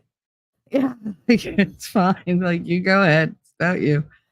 But I mean, I do tend to go on rants, but I like to be respectful of his channel and I try to give him all the airtime, but I mean, sometimes he's doing something and he's like fill in the gap. I'm like, oh, so now I'm like, I have to talk. And then he just cuts me off. And I'm like, ugh. I hate getting cut off. That nothing pisses me off faster than somebody like shutting down what I'm saying. Nothing. It's so disrespectful and rude. And I know he does it to rein me in. It's just, I just don't like it from anybody. But he knows that. And he's gotten much better with it. Inyamers, hey y'all, just saw the notification. I know it was a surprise stream. It was a surprise. I literally decided like 4 minutes before 12 because I've been up all night since yesterday. So, yeah. I'm hoping after this, I'm only going to stay a little while longer and hopefully I'll be able to go to sleep. Oh, look. Yes, I summoned her. Oh, you're 30 minutes behind. Catch up. That's all right. You'll catch up before I will. And you said T-Rex, Elon was doing the same, just in a different part of the conversation. Because I think both of them had so much that they wanted out there and because they knew how many people were listening. But I think they both have so many ideas going all at the same time. And they're both very dominant males. Like they're used to being listened to. So when you get 2 men who are used to being the ones that are always guiding the narrative and, leading the conversation, it could be a little difficult to make room for one another. So I think after like a half an hour, I think they worked it out really well. Like they got into a flow, which was nice. But I really, really enjoyed their conversation because it wasn't limited. There was no, hey, so let me ask you about, what would you say about, like every topic they touched on just was a natural flow of one thing into another. And there were quite a few tangents, like they squirreled a little bit in certain areas, which made me feel so much better because I was like, oh my God, good. We're not the only ones. Like, it's nice to know that the person that you want to elect as president has the ability to have multiple thoughts at once. Since we've had a president for the past 3.5 years who doesn't even have one thought, let alone multiple running at once. Like his system can't handle that kind of, like strain. every day, like Mother Nature is DDoSing Biden because he just crashes. He just stands there and just you see him when it disconnects. He's like, he just stands that blank fucking stare that freaks me out. Or he does the whispering thing, which really drives me insane. I hate when he whispers. I hate it. I mean, I hate when the man speaks at all. But when he whispered, oh, it's so creepy. It's so creepy. So creepy. But yeah, no, I really enjoyed that whole thing last night. And the fact that they couldn't get it off and running at first because it was just overwhelming the system, whether it was a hacking attempt or just because the system couldn't handle the influx of people clicking in. Either way, I don't care. It was great because them crashing like that generated so much like interest beyond what was already there. Because everyone's like, oh my God, what's going on? Why can't they get it to work? Why can't I get? How come you're in? I want to be in. So it became the place to be. So it was just like everybody was like vying to get in. And I think it made it more exciting. I think it actually helped their event. I mean, yeah, it gave the libs friggin' talking about, oh, they couldn't even run it straight. Not for nothing, but more people tuned into Spaces than have watched CNN in like an entire month. I mean, I'm making that stat up, but I'm pretty sure it's close to accurate. They get like no viewership. And that thing had, when I last saw it last night, when I clicked off after the show, at that point it had 78 million views on X. And that's not counting all the restreams and the side streams and the hundreds upon thousands of people per stream that we're watching from YouTube and Rumble and another place on X and, you know, who's restreaming this and whatever. Like everybody stream sniped that damn thing. And so even the number of impressions that he got doesn't reflect how many people were actually listening. And I mean, everybody's been talking about it. It was super impressive. It really was. And I kind of wish that Kamala would do one with Elon just for comparison's sake. Because I want to see her have an actual conversation without somebody ad-libbing or cutting her and doing her little edits after she fucks up or like handing her cue cards, you know, like index cards of shit to say. Like, I want her to be able to just, you know, answer boom, boom, boom, boom, boom. Because I really just want to watch her head implode. And it will. Because there's no way her brain's ever been used for intellectual conversation. There's no way. You can tell looking at her. She's never had a serious conversation in her life. But yeah, I would love to see how that would go down. I think that would really show her true colors. Not that it would matter to a lot of people because they're going to drink the Kool-Aid no matter what. But I would like to see how she would behave and what she would say. Because I don't think you can hide it for long, especially with somebody like Elon. He is good at just pulling things out of you. Phrasing, Shell, but whatever. I mean, that's Daddy Elon. Daddy Elon can pull whatever he wants. But I'm just saying, I really enjoyed that whole conversation. I like the feel of it, the vibe that you got from it. It was just very relaxed and very open. And I wish we had more of that rather than this adversarial, you know, interview style that they've come up with. It's so, the whole gotcha, you know, part of journalism. I don't understand it. I think it's stupid. And it's just, I mean, I get it when it goes, you know, on about it because he's definitely explained everything about like that to me. And I do get it. It doesn't mean I like it though. I mean, he don't like it either. But last night was, I think the word I want to choose best for last night was it was refreshing. And maybe a little aspirational. Like, I wish more people would choose to do that, would choose to have the open conversation because they didn't agree on like everything, but they each spoke their points and there was no name calling. There was like, oh no, you're so stupid. Like, oh, you would say that because you're whatever. Like, there was none of that. It was very respectful. It was It was good. And I think a lot of it is because both of these men look at each other and realize that there's almost like a kindred spirit. No matter how different they are, these are pioneers in their areas of expertise. You know, these are men with ginormous bowls and ginormous bank accounts who are like, oh, you want to fuck around? Because I'm going to make sure you find out. Okay, let's go. You want to go? Let's go. Like, they don't hesitate at all. And I mean, that's what I admire most about the two of them, to be quite frank. I mean, you know me, aggression is it's high on my, I don't really call it aggression, I call it assertiveness. But I think to be a leader, you have to be able to be like, no, fuck you. Like, no, because I said so. And that's all that needs to be said. Like that really should be like part of your attitude. I mean, maybe not something that you practice a lot, but that should be the underlying attitude. But no, I'm the boss. And this, I know you have different ideas, but guess what? You're not the president, or you're not the, owner, or you're not whatever. Like, these are men who know how to run their shit, and they're successful at it, and they're not selfish about it. So, I mean, I find them very inspirational and aspirational.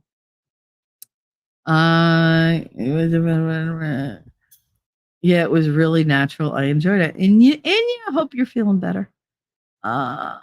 Everybody's so sick. Lady Awesome. Yes, you summoned me. I'm 30 minutes behind. I know I already read this, but it bears repeating. Catching up on 2 times speed. See you all soon. I know that you're up to speed and I'm not. I can guarantee it. I can guarantee you're where you're supposed to be and I'm way behind in chat. I said hi to Cat Ninja. Cat Ninja. Cat Ninja. Ooh, it needs to send in either a lot of hearts or a lot of boobs or a lot of butts. I can't really tell. Obviously, I'm still hungry because I'm looking at it thinking ice cream cone because I'm looking at it sideways. But whatever. We all see what we want to see. Beauty's in the eye of the beholder. And you said kind of multitasking. So, hey, everyone else. In chat, I love y'all.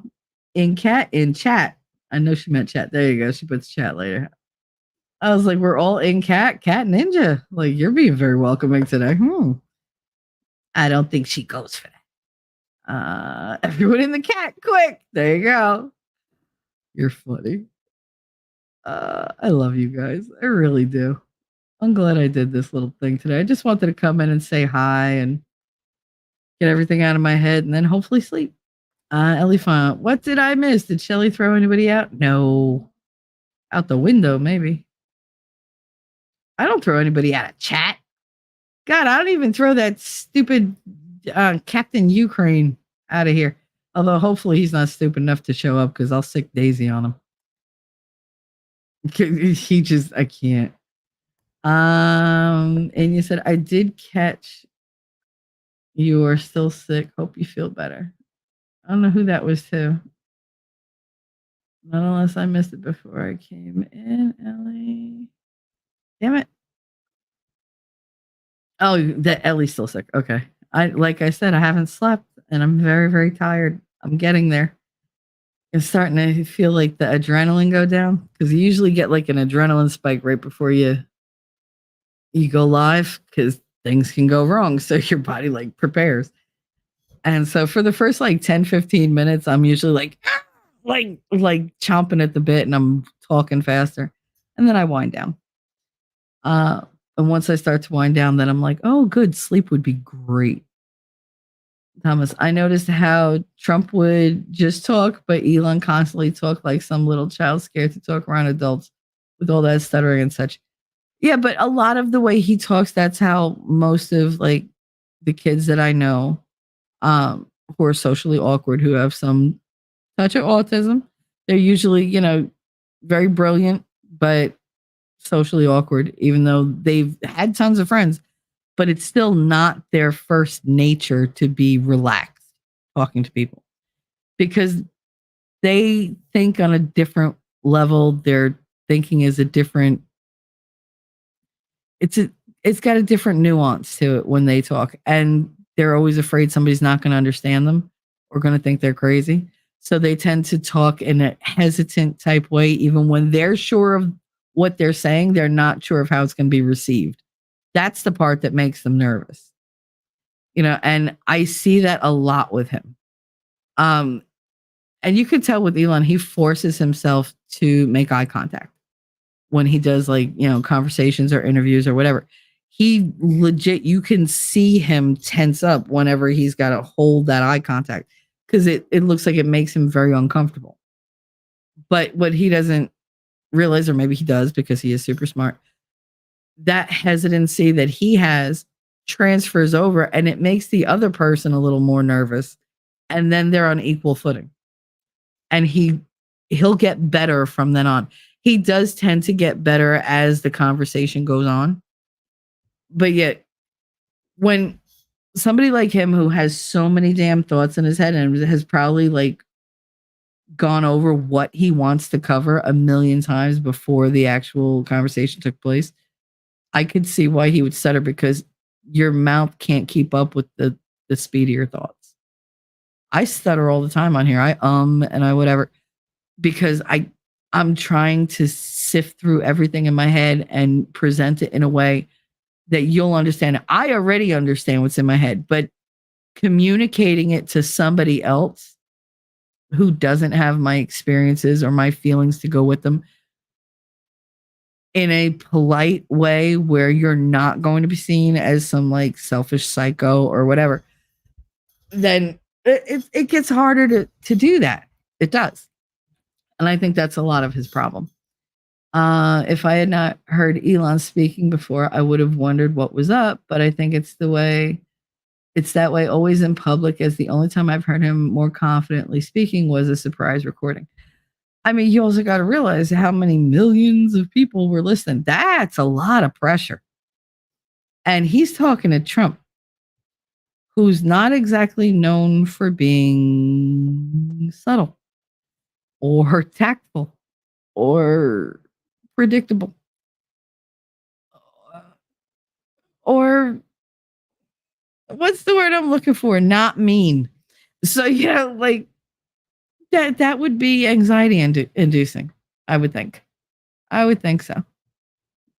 Talking to Trump would make me super nervous if it was publicized, if it was available for other people to hear and recorded, and I knew the other side was going to take every possible soundbite they can and twist it to their evil machinations.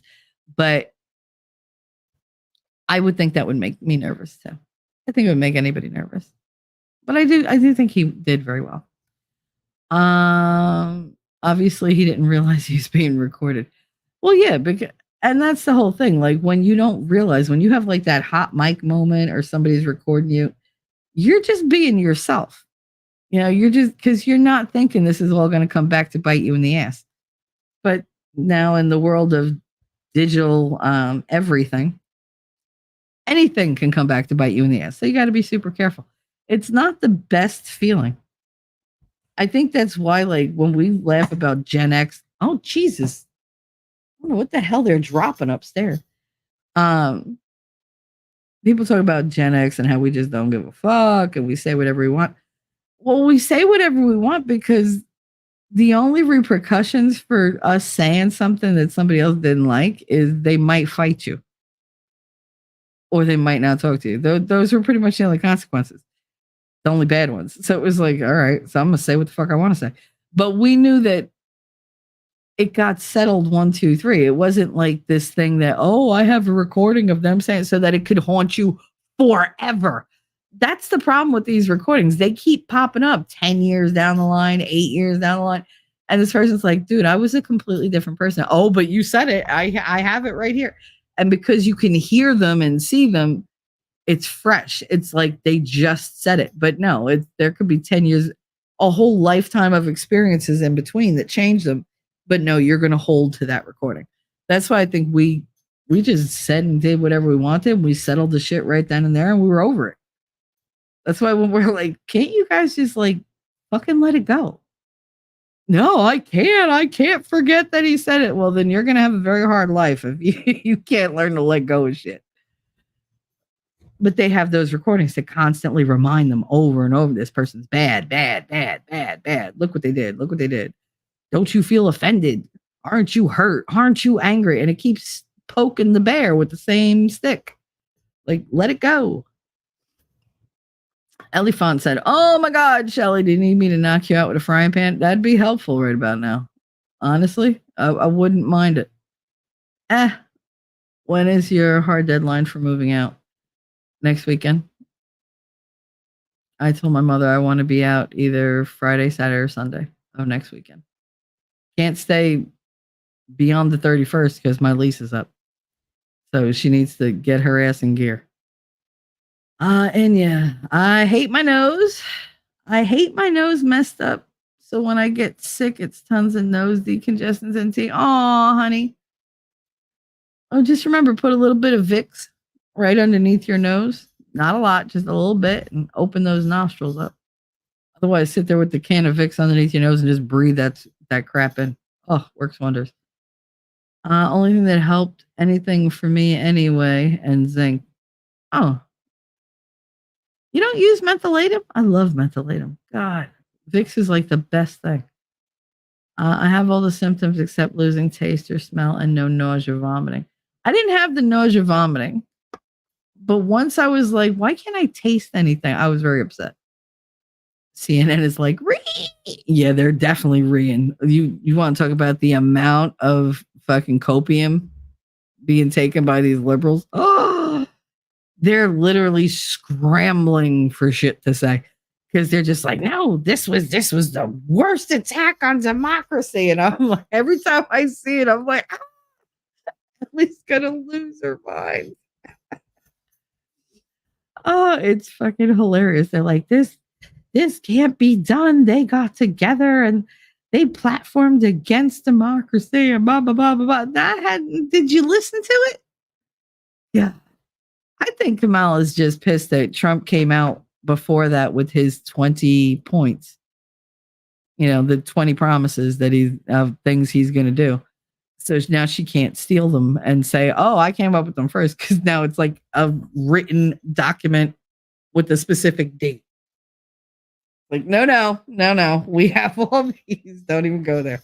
Like, he went public and you stayed silent talking about, like, the wokeness. You got to be super woke. You're just not woke enough. If you think you're woke, don't stop. Be more woke. Shut up. God. Go woke. Be a broke joke, bitch. Anyway. Sorry. My true opinion popped out there for a minute. Thomas Anderson. Well, them having issues is probably due to how many tuning in. Yep. And that's something the Dems never have an issue with because they don't ever get that many people who give a crap. Well, they have nothing to listen to. What am I going to listen to her being like, oh, would you just swallow the coconut cherry? Stop it. She can't do it. She's not that smart. I would love to see her try, though. Oh, that would be hilarious. I would play a drinking game that I would have to take like a sip of something, just a sip, every time she laughs inappropriately. I'd be drunk in the first like 6 minutes, and I don't think her conversation would last longer than 4. Figure out that math. That's the new math. Ellie said she literally doesn't have a high enough IQ to keep up with Elon. She doesn't have a high enough IQ to keep up with Elon's phone. Like, she just don't. He has fruit in his office that's smarter than she is. I mean, let's face it. She is dumb as a box of hair. It's just, I can't. And what is that other saying? She's 10 pounds of crazy shoved into a 5-pound bag. She's crazy. She's crazy for thinking that everybody's just like, oh yeah, because you're on that side, we're going to love you. No. Yeah, when I'm president, I'll make sure. Bitch, you've been vice president for 4 years. What have you done? Nothing. They literally put you like in the back room. You're like the pregnant child that they don't want anybody to see. Like me, go hide in the bathroom when company comes over because we don't want anybody to know what your condition is. Like, we don't want them to know. We're ashamed. That's what they did with this bitch. They just put her in the back bedroom, was like, here's your meals. You stay here. Shh. Once in a while, we'll let you out to break a tie, but that's it. Like, I can't. Wolfkinder. I didn't lose smell or taste, but bad exhaustion and brain fog was awful and it's lingering. Yes. That that is really bad with the coof. The brain fog, I felt like I was going crazy. I used to lay in my recliner and just cry. Not and my mother would call and be like, "Oh, your daughter, da, da, da, she said that you're not feeling good." Yeah, okay, because you gave me coof, bitch. But people would try to talk to me, and I just couldn't. I couldn't do it. I was just like, no, because I felt like I couldn't string two sentences together, and just saying hello to somebody was a huge monumental task for me at the time. So I get it, Wolf. I do. I'm sorry that you guys are so sick. God, I hope you feel better soon. Knock wood. Hopefully God is listening. He's always listening. Tom Sanderson. Hot, never happened. Camel toe is just hiding to avoid having to commit to any sort of platform for her run. Oh yeah. I caught up to live. See, I told you you'd catch up before me. T-Rex. I felt kind of sad at the end of it. When Elon was telling everybody I'm kind of a liberal, so please stop calling me far right.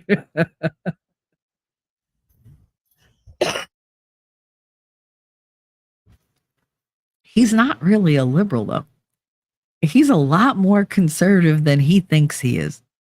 I think he's holding on to like his early 20s when he was, just moderately, rich. I think he was probably liberal then. I think a lot of people tend to be liberal when they're super young because you're young and stupid. And then you grow up and you have responsibilities and you try to build a business and you try to have a family. And being a liberal and being those things, they don't make for the easiest of lives or the best. Like they're not good decisions that go together. And I think he realized that. I think he's liberal in that he likes to have children without marrying the mothers. I think that part of him is very liberal. But I think a lot more of him is conservative, a lot more than he thinks or that he's willing to admit to himself. Camel Toe Horse Ass has nothing on her website or anything else. And the stuff she says she's going to do, she could be doing now. Yep. So it means she A, won't do it anyway, or B, she's holding those hostage. Yeah, and that's what people don't get. Well, if you elect me, I'll do this. Bitch, we elected you once before. Why aren't you doing it? Like, if it's what the country needs, how about do it now? It's not like we have a president who's really in charge. But yeah, no. And just like if she becomes president, she won't be in charge either. Ellie Font, that's why they picked her. He's more conservative than he realizes. Yep, absolutely. He has posted and said multiple times that he is right of center. Yeah, I mean, it's not a bad place to be, or left of center. Either way, as long as you're slightly off center or like as close to the center as you could be, I think it's good to be balanced. The goals have moved so far that he is not left. Mm-hmm. Exactly. I think he's what you would consider liberal in like the 80s, maybe even the 90s. But then once you hit like 1994, 95, it started to change radically. And I don't think that applies to him anymore. He just hasn't allowed himself to admit that. It's a hard pill to swallow when you identify as one thing your whole life. You think that's your whole like political acumen, that's where your principles are, and then you're like, oh wait, no. It's not that you changed from what you were, it's that they changed the definition, so now you have to as well. Elon talking like that is his baseline. Yeah, he does have a lot of like starts and stops. Dang it, talking trash and truth. Did you not sleep last night? I really didn't. Hope you can get some rest. I was a bit restless last night. I used to getting up at 5:45 unless I'm always up between 4 o'clock and 8 o'clock. I will wake up multiple times in the morning. But no, last night I laid down. I couldn't sleep. I tried for almost 6 hours. laying there, and I had to get up twice to go pee because it was like, all right, because I was well aware that I was awake, but I was laying down. I was in the dark and everything. Nothing worked. I think Lady Awesome says, I think it's because his mind goes too fast and he's trying to slow down to talk to the non-genius people. Yes, that could be very hard to do. It could. Inumers, oh, is that why I stammer? Makes sense. The voices are fighting each other. Could be. We also have to remember that American English is not Elon's first language. He's South African. And even though they do speak English, it's a whole different dialect. Yep. And I don't think he wants to have that accent because I think he realizes the negative connotations that come with it. Because he does try to Americanize his voice very much. It still creeps in once in a while, but I think he tries to keep it as American as possible. It makes him more relatable to his business base, I guess. I wonder if the saying he's more liberal is to get liberals to understand his reasoning from their side. I mean, he could be saying it to like tell the liberals, hey, I was once one of you, but guess what? I woke up. So maybe you want to listen to me. Like I made the change. You want to see why? 357. What's up? I'm Big Mad. Got kicked off. Lead attorney chat. I saw my Jersey girl and I could chat. Oh, honey. Yeah, I was watching the YSL trial because I was awake. So I like to keep up to date on that trial because Fulton County is just such a shit show. It really is. Oh, I'm sorry I missed you. I was watching that trial yesterday. I was listening to it while I was doing stuff. I love the trial. Good to see you here at 357. Even though we're gonna be wrapping this up because I need to sleep. Have you all listened to the RFK Jr. interview that Roseanne did? I heard it. I didn't love it. I can't listen to him for long. His voice gives me so much anxiety. I can't express how uncomfortable his voice makes me. His voice reminds me of a terrified human being. The shaking, I'm sorry. I don't want to be this superficial. But if I'm listening to somebody who's leading my country and making decisions that will affect my life, I want them to sound strong. He doesn't. He just doesn't. So it doesn't matter what his talking points are. He doesn't come across as that strong, I'm not taking your shit kind of person that we need right now. He might have fantastic points. The fact of the matter is his voice makes me so uncomfortable and so insecure that I can't listen to him. He causes me to have panic attacks. No lie. I feel genuine panic rising in my chest as he goes on. I can listen to him for 2, maybe 3 minutes. And that's pushing it. It's so instantaneous. It's ridiculous. But yeah, he says some weird shit. Does he still not recall nothing? Oh, Lil Woody. Yeah, I do not recall. He said it so many times today that I started saying, I don't recall. Do do do do do. I don't recall. Do do do do. I don't recall. Do do do do do do do do do do do do do. Because that's all he says. I don't recall. What'd you say? What'd you mean? Huh? I don't recall. I fucking love Woody. I think he's great. He gets up there and like today he was mad. He was giving away details he should not have. And he's like, well, you got me frustrated. That's her job. And Lead said it. Lead is like, we know you guys get in that box and you're only good for a little bit amount of time before you start to crack. We can ask you questions all day. This is what we do. And we will never change. We will not get frustrated. We will just stand here and just ask you questions all day. Over and over and over. Ask you the same question 400 different ways. And it's true. Like that's what they do. And it breaks you down. because you just want to be out of the like spotlight. You want to be, take the pressure off. Like, get me the fuck out of here. You could see he's going through it. What he's like, he's feeling it. Lady Awesome said, I was alive and saw that everyone loves Trump till he decided to run for president. Yep. All of a sudden the smear campaigns happen. Trump is self-made. That people, they run things, don't like that. That's right. They really don't. So the brainwashing began. Yep. That's what they do. That's what they do. And that was the thing. Everybody liked him. Everybody had him on their talk shows. He's the best dude. He's got amazing ideas.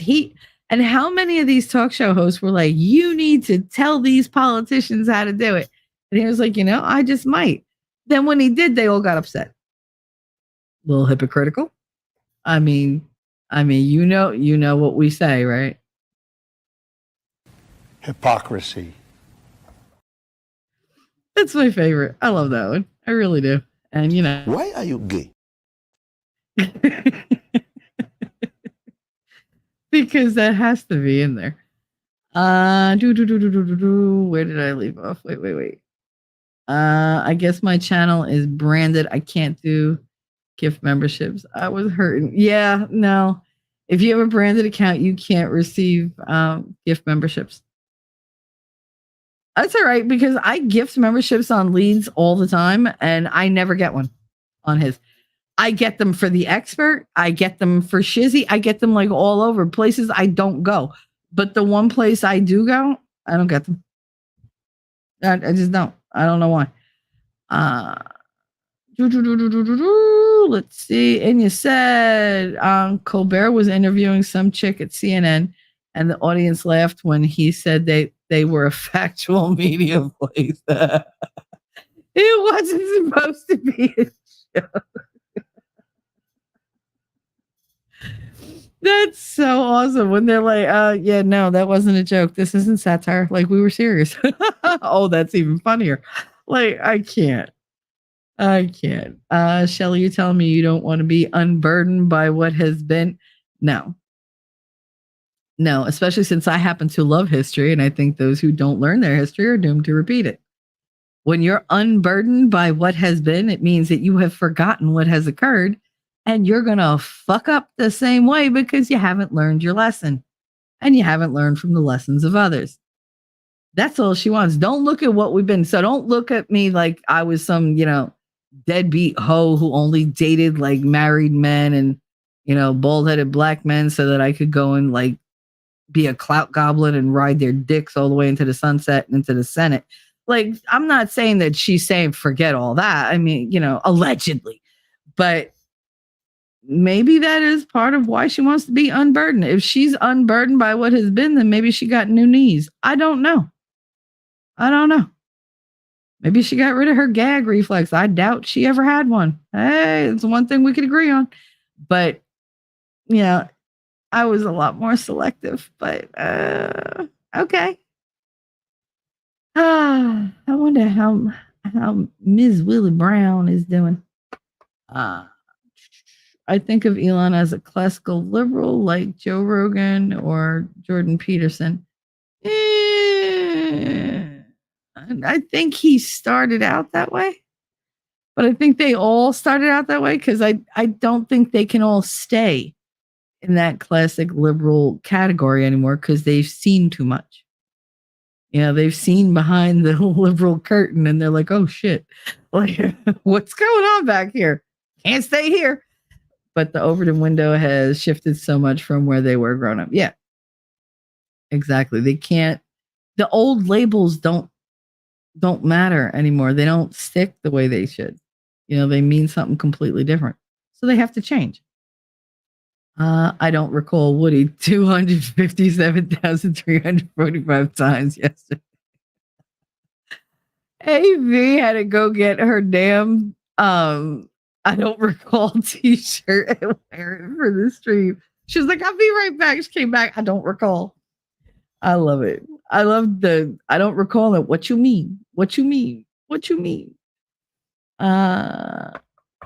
Ellie Fine. He has a disability. Shelly, come on. Who does? Oh, RFK? His disability is not, that's nice and everything. I feel bad. Oh, you have a disability. Poor you. So do I. But it doesn't mean it's going to make me less uncomfortable. Like, his voice really just instills that panic in me. I don't know. I look for men to be more stable. I've dealt with way too many men with shaky voices, and it never ends well. They're always a disappointment to me. Always. So yeah, no, I get that it's his disability, but I mean, maybe like politics being in that kind of limelight wasn't exactly the best choice for him. And I mean, his family practically bleeds money. So you're going to tell me there was no way he can get that shit fixed? It's not just a disability. There's got to be something. I mean, I know I'm being a little shit about it, but it really makes me uncomfortable. I don't begrudge him, like whatever his thoughts are. I think his thoughts are amazing, but write them down. Don't tell them to me. I will happily read all his tweets. I just don't want to hear him. I really don't. The way his voice sounds makes me not believe in anything he has to say. Like, it does not instill confidence in me. Can we talk about the people stuck in space? There are people stuck in space. They went up for 8 days, and now they're talking 8 months before we can get them back to Earth. Holy shit. Really? Like 2025, folks, they must all be Republican. The lengths these people will go to. No, let me not start that conspiracy bullshit. I didn't know anything about that. Holy crap. Wolfkinder, I feel bad that I laughed at this. Somebody made a Gilligan's Island reference to the astronaut stuck in space. Terrible. Oh my God. But you know what? I would totally have laughed right along with you. I mean, I feel bad. But I mean, if somebody's going to, I mean, that's what we do. That's what a lot of these stiff shirts don't understand. We laugh about everything. We turn everything into a joke or a parody because that's how we deal with things. I mean, people of our age range, that's our coping mechanism. I mean, it's a hell of a lot better than sitting there and crying over every fucking little thing. Like, yeah, we make jokes. I cry enough. I don't need to cry over politics. Like, I'd rather just make a joke about it or be like satirical or just be a bitch about it. But always honest, but still, like, make it funny. Because if it's not going to make sense, it might as well be funny. So, I mean, I get you, honey. I get you. Lady also said, same. See, so it's not just you. Then heard nothing else. Like, do they have food? Why can't someone go get them? I don't know what's going on. Because Elon was having a conversation and didn't have time. I'm sure they'll figure something out. But why? How do you go from 8 days to 8 months? Do they have food? Yeah, like that. You just said that, I know. But like, that would be my first thought. Do they have enough water, enough food, and enough oxygen? Because they're going to need that. Like, what are they just floating around? Do they not have the ability to come back? Are they able to get to a space station up there or what? I don't even know if we have one because I'm not knowing. But I'm pretending like I know. Like, I'm just throwing ideas out there. I just assume they're deceased already. Oh, Ellie. God, way to see the glass half broken. Jesus. Like,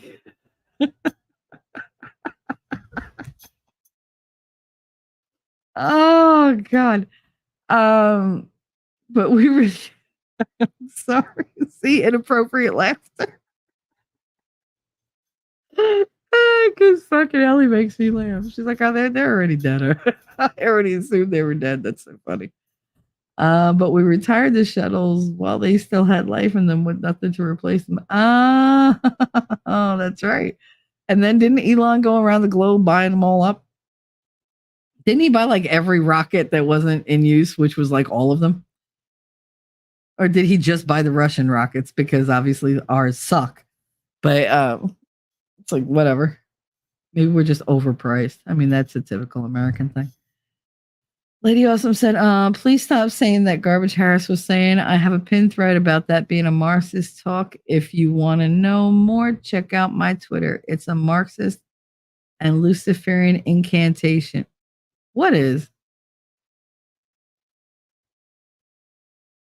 Oh, the unbur. Oh, okay. Yeah, no, I'm not down with that. I'm not down with the shit that she says. That's why she's been saying it for years. And yes, the people stuck in space. Um, Ellie said the disability has to do with the vocal cord and larynx spasms. There's got to be some help he can get. God, he's one of the richest. Like, goes from the most affluent, well-known family on the planet next to Trump, and I mean, he's a Kennedy, for Christ's sake. Somebody's got to have some weird thing out there. They're like, let me do it. Let me fix him. Got to be something. I mean, I give him credit. It takes balls to get out there when you sound like that. It's just, I just don't like it. I haven't ever heard it, but I don't listen to her. Yeah, whenever she says unburdened, but yeah, it's a stupid line, and I understand what she means when she says it. It's basically you're saying you're not accountable for anything that you've ever done. Like nothing you've done is going to make a difference because, just do whatever you want. Like carte blanche. You got carte blanche to be a complete freakazoid, and it's not a sin. God don't care. Like God doesn't matter. None of it's going to affect you. Live your life for now, because what came before and what comes after, they just don't matter. It's the now that matters. Like she wants you to be impulsive and sinful and, like not think things through, because that's the way to corrupt somebody. Have them only worry about themselves in the now. When you live completely in the now, you're only living a half life. You think I'm putting everything into right now. Yeah, but you're not preparing yourself or loving yourself in the future. Like instant gratification is nice and everything, but it ends. And when it's over, you're bereft. Like, why can't you have a type of gratification or happiness that lasts well into the future and doesn't just affect you? Like, and that's what she wants. She wants us very selfish and very internalized and very right now, and nothing else matters. This way there's no consequences and you're more uninhibited. And so you make the crazier decisions. You accept that, this chick with a dick, I'm supposed to call her a woman, so I guess she's a woman. No. Like you start accepting different definitions, and it's crazy. It's crazy what they can convince you to do.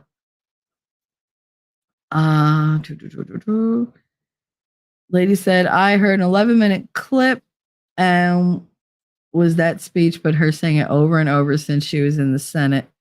It didn't sit right with me, and I did a deep dive. And it didn't sit right with me because it's evil. Absolutely.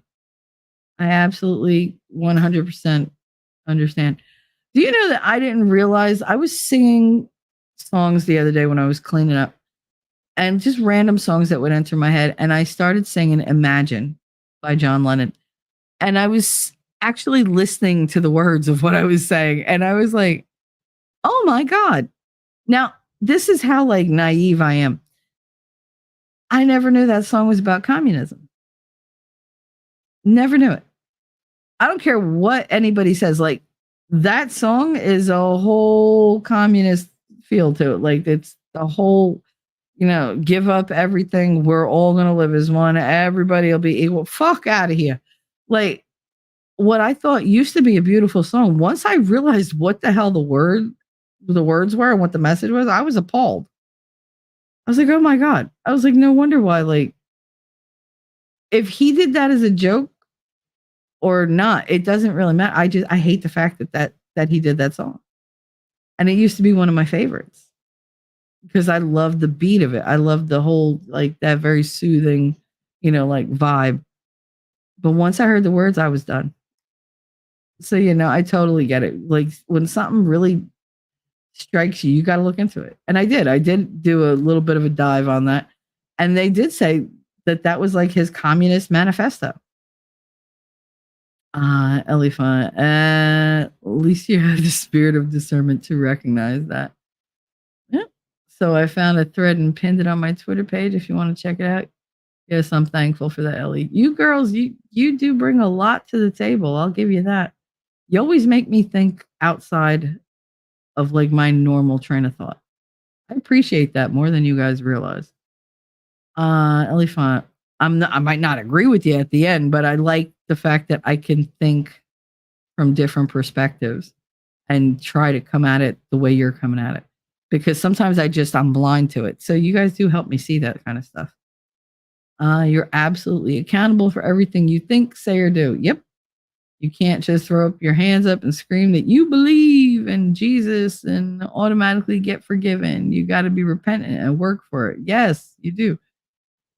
I absolutely 100% agree. I absolutely do. And sometimes you're not the only one who's got to pay for your decisions. So you got to be accountable to that too.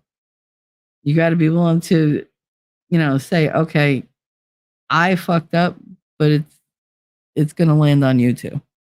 And I'm sorry. And I will be there for you, but this is reality. You're going to have to deal with this because I did this.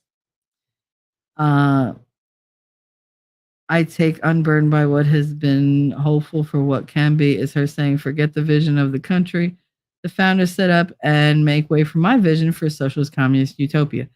Well, what they're saying is, forget whatever principles you had, forget whatever you held dear, forget whatever you learned, forget your beliefs, because we're going to wipe all that away and we're going to start fresh with what we want. And you're going to live the way we say you live. I don't care what your religion is. Like that's what they're doing. They want to corrupt everybody and have you give in to your baser self. That's what the whole legalization of marijuana was. I mean, that's basically being pushed by them because, okay, if they're drugged up, they're not gonna fight back. They're not gonna care. It's literally smokable apathy. That's how it affects many, many people. They just slump into this fugue state, and it's terrible. But yeah, that's what they wanted. So that's what they're getting with all the legalization of all these different drugs. Lady Awesome said, I went real deep in the deep dive from Luciferian incantations to the Democrats having the convention in Chicago where they took down an angel statue and replaced it with Baphomet at the satanic temple. I can't even say the words. See, it's dark and sinister. I mean, I don't get why. How did we let it happen? The first thing I remember was that damn, I think it was a State of the Union address or whatever, something that he did with the red lights on the White House behind him with the big banners hanging down. It was just a very hellish kind of landscape. It was a very, very dark feel, very ominous. And I think that was like hey, we're here signal and we ain't going anywhere. But that made me very uncomfortable. Y'all remember that, right? That I'm not dreaming that up. Remember when they got all the commie socialist celebrities to sing? Yep. And they all sang that? Yep. Yep. That's right. I can't read. See, I'm getting very tired now. That right there is what I was always taught, that Satan wants to control us to his will and not God's will. Yep. Speaking of hands, in that speech, Harris even does her hands in the correct motions for the Luciferian incantation. It's evil. We're in a fight between good and evil, not Republican and Democrats. Yeah, no, I absolutely 100% agree. 100%. Ellie Font, God's will is being able to choose to be righteous and follow him. Yep. And it's not always an easy decision. Most of the time, it's a really hard decision. It's not easy to be good when the world is so dark and evil, when there's so many opportunities for temptation. It's really, really difficult to be the better person. because some of us are like, well, you give into that whole, well, shit, I've done this for everybody else. Well, when do I get what, I deserve? Well, I mean, it's not up to you to decide what anybody deserves, but you're going to get what you deserve when God thinks you should. I keep waiting for it. Sometimes I think, oh, God, you really think I deserve this? Really? Really? Like, I know I was a bitch, but come on, this is a little far. But me and God have those conversations a lot when I sit there and just stare at the ceiling and go, really? Really? Lucy, you got some explaining to do. But, and he knows I don't mean Lucifer. He knows I mean Lucille Ball. But again, redhead. Another soulless redhead. But no, I totally get it, guys. So we were told all this would happen in the end of time. Sometimes I think we forget that some people will choose to do evil and push it. Yeah, they just choose the easy road. That's the whole thing. What is that? Two roads diverge from a yellow wood. I took the path. I can't remember the words. I'm too tired. I took the path of, or I didn't take the path of least resistance, and that has made all the difference. Some shit like that. But it basically, you take the easy path and you might have an easy life, but it's not going to be fulfilling. It's not going to be maybe the path that you're supposed to go down. I don't think you really get to experience paradise without going through quite a bit of hell and navigating it to the best of your ability. I mean, down here, this is Lucifer's playground. That's why I think the earth has become a combination of purgatory and hell. Because we're so far removed from heaven, it's ridiculous. So I'm hoping that by living through this and being as good as we can be and constantly improving and having that in our souls that want to be, repentive, that want to be better. I hope that is enough in the end. I really do. Because we're not fighting like everyday evil. We're fighting evil on like the highest scale we have ever. And in such a volume, it's impossible to not see it and to ignore it. Before, little things that were evil could sneak in. You didn't always notice. Now it's so obvious. And yet people still choose to do it. And it baffles me. But I mean, once the apple rots, once the rot sets in, you're looking at just, it's all going to go rotten. Guys Pub, did I say hi? I said hi in my head. I'm sorry, I pulled a Connor. I said hi in my head. Hi, Gutter. How are you?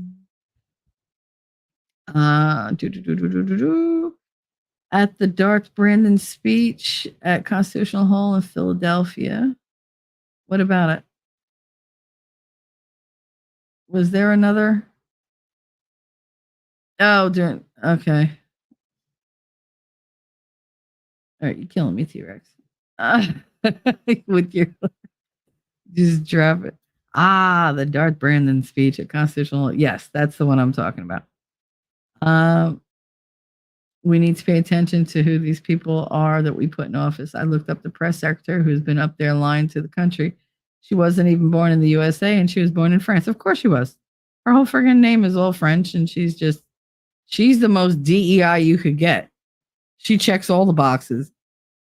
Gay, short, fat face, lesbian, black woman. Like, is she an atheist too? Because that would check that off. Or is she Muslim? Like, I don't know. But she seems to be like all the check marks, including dumb as a box of rocks. I can't stand her. And she's got such an attitude. My hubby always says to me, good characters doing the right thing when no one's watching. But honestly, God is always watching. Yes, absolutely. But we all have that little thing that we do. Come on, you're gonna tell me that when y'all are at work, it was a huge thing I used to do at work. I would be my boss would get so mad. Well, not mad, but he'd be like, "You're gonna get caught one day." But he'd laugh, but he'd be like, "You're gonna get caught." No, I'm not. Shut up.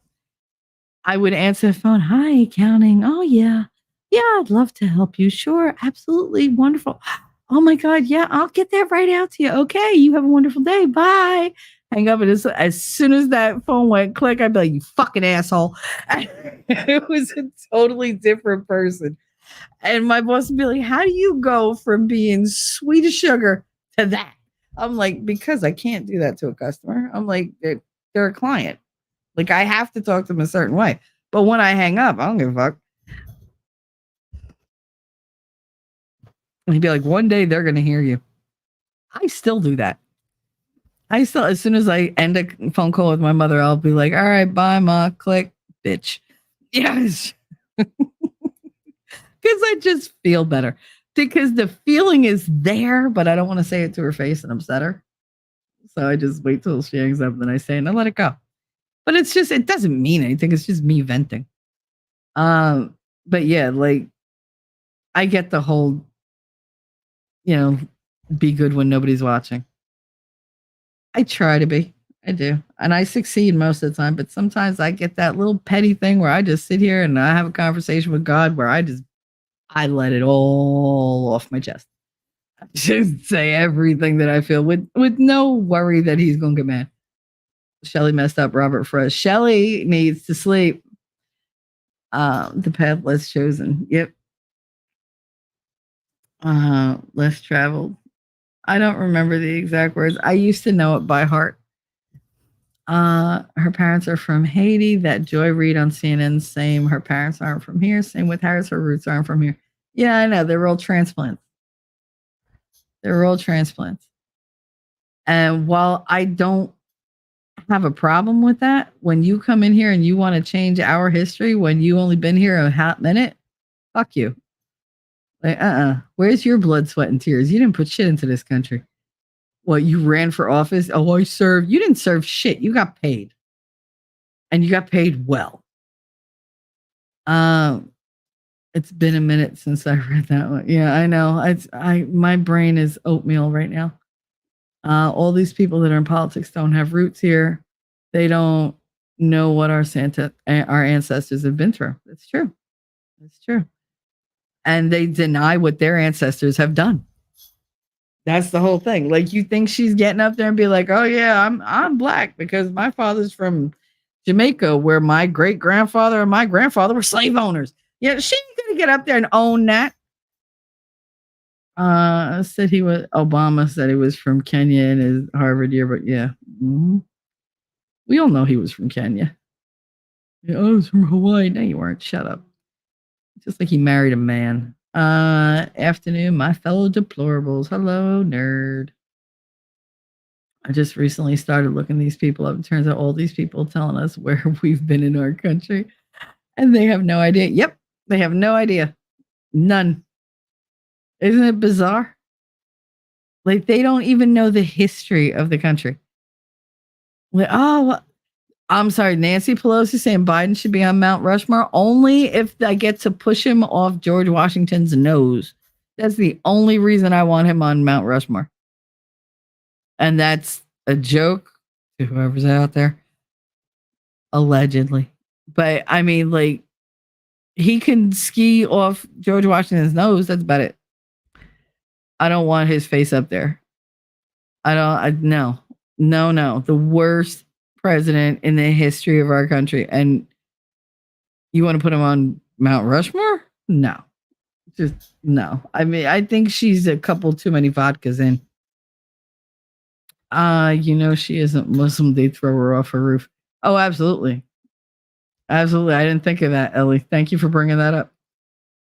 But then you have all these, like, that you have fake Muslims the same way you have fake Republicans and, fake Catholics and fake Christians. They're in name only. 2 roads diverge in a yellow wood, and I took the path less traveled by, and that has made all the difference. There you go. Thank you very much, T-Rex, because I could not remember it. Alrighty, we're almost caught up. Howdy, nerd. I do that on the phone. My mom had a lady go from nice to bitch before she hung up, called my mom a bitch. And I saw my mom's face go blood red in anger. Oh, yeah. You never want to get caught. Never. That's why I don't do it when I'm using speaker. Because sometimes when you hang up on a speaker call, it doesn't hang up. It just goes to the handset and then they hear you anyway. So, yeah, no. No. But I've never gotten caught. Knock wood. And God, that was not a challenge. Just saying. Just saying. I'll be like, bye, have a great day, you crotchety old bitch. I know your game. Yep. See, Inya knows. She knows. Nerd. So many politicians are from shithole countries and they want to turn the US into what they left. I mean, the one way that they're all improving their countries is they're giving us all their crap. So they're keeping all the, good citizens and they're sending all the criminals to us. Criminals and crazies, send them our way. Sure. It takes a lot for that, though. Most of my people are my babies. But the lady that told the caregiver that she killed her, oh my goodness. He was just tired of dealing with her and quit breathing. I had the lady beside herself and crying. I really didn't like that crabby mean butthole. Oh my God. Oh my goodness. How do you tell somebody that? Jesus, Inya. When Sunny Hostin of The View learned she was descended from Spanish slave owners, it had me dying from I remember that. Yeah, she was very upset. I love it when they get upset. Wait, Biden only belongs in the ground, not on any mountain. I mean, mountains are hard to climb. I think he should go bike riding on it. Pelosi's out of her mind. She drunk. How crestfallen could you be to find out that you weren't descended from slavery and oppression, well as a slave or oppressed? Yep. You don't understand my people, but mind you, you owned your people. I'm just saying, like, you own people, not me. My family didn't come here with slaves. We didn't have slaves in Italy. Apparently in Finland, we didn't either. But we didn't have that kind of thing going on. But yet I constantly have to take shit because I'm light skinned because I lack melatonin. How dare you? Don't be freckle phobic. Angela Davis, who has ties to the Black Panthers. Yes. Learned she was descended from passengers of the Mayflower. Yep. Hold on one sec. Hurry.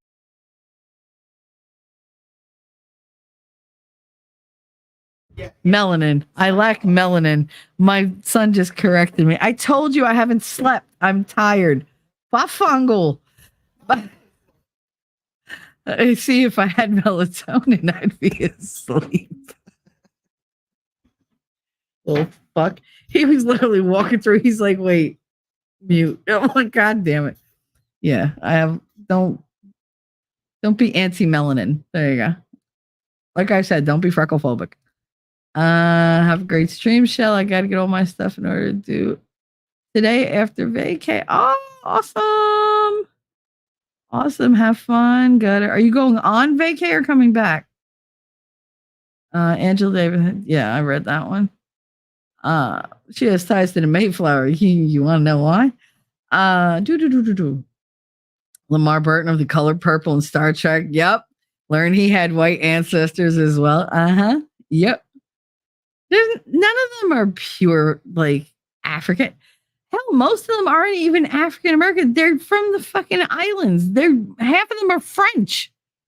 If they're not French, they're Spanish or they're Indian of some kind. So it's like, it aggravates me. They're like, oh, I'm African American. No, you're not. You know who's African American? Elon Musk. He's actually just African, and now he's American. But African American, that's Elon Musk is African American. No, he's not. Yes, he is, because you're taking a region or a country and you're making it about skin color. And that's not how it works. It's not like Africa literally only has dark skinned people from tip to tip. That's not how it works. But for some reason they want to assume that. And it's like, okay, there were black people all over. They were all over Europe. Were they born there? Yeah, over generations. But everybody migrated from somewhere else.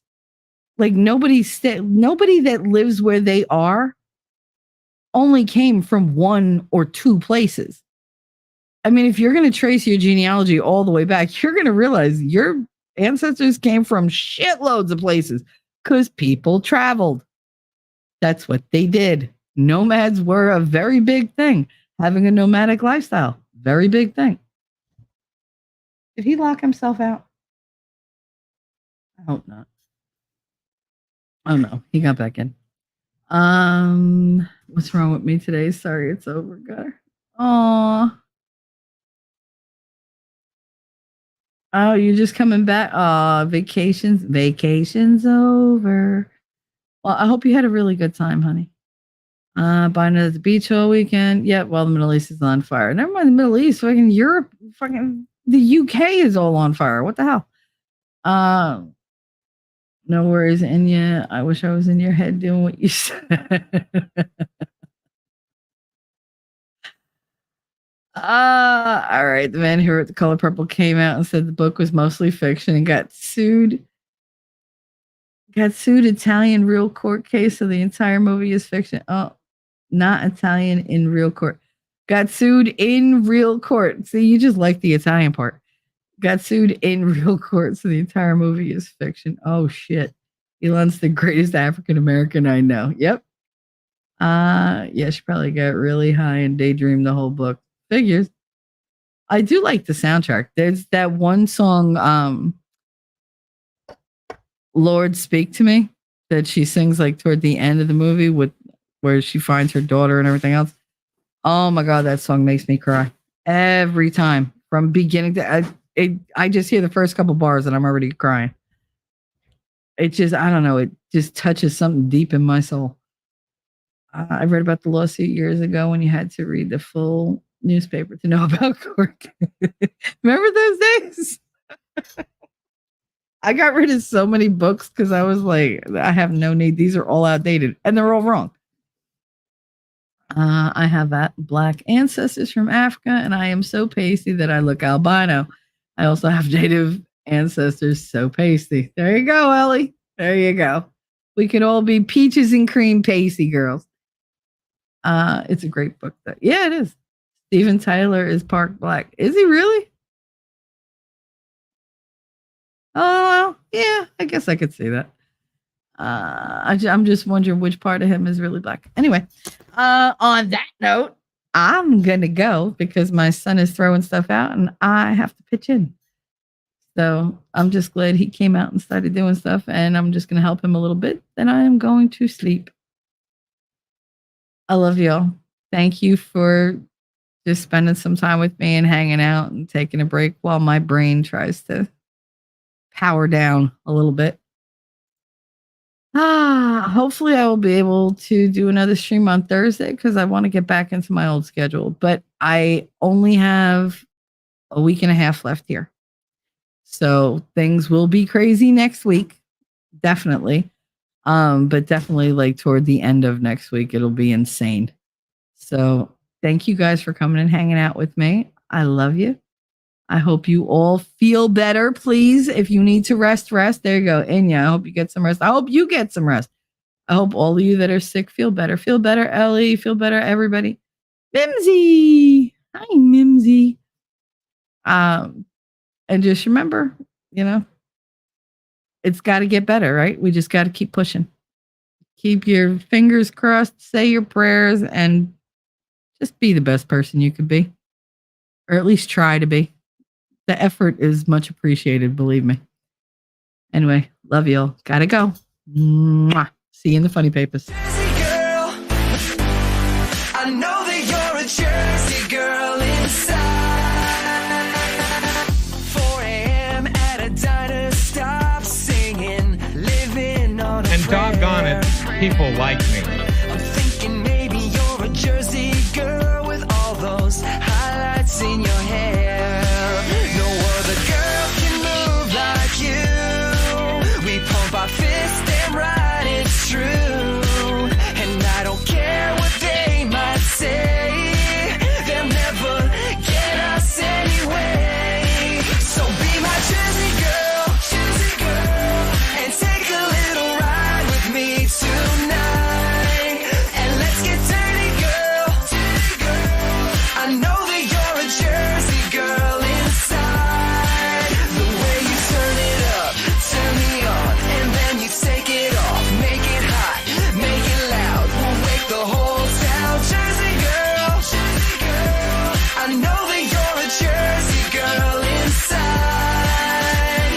Who the fuck starts a conversation like that? I just sat down.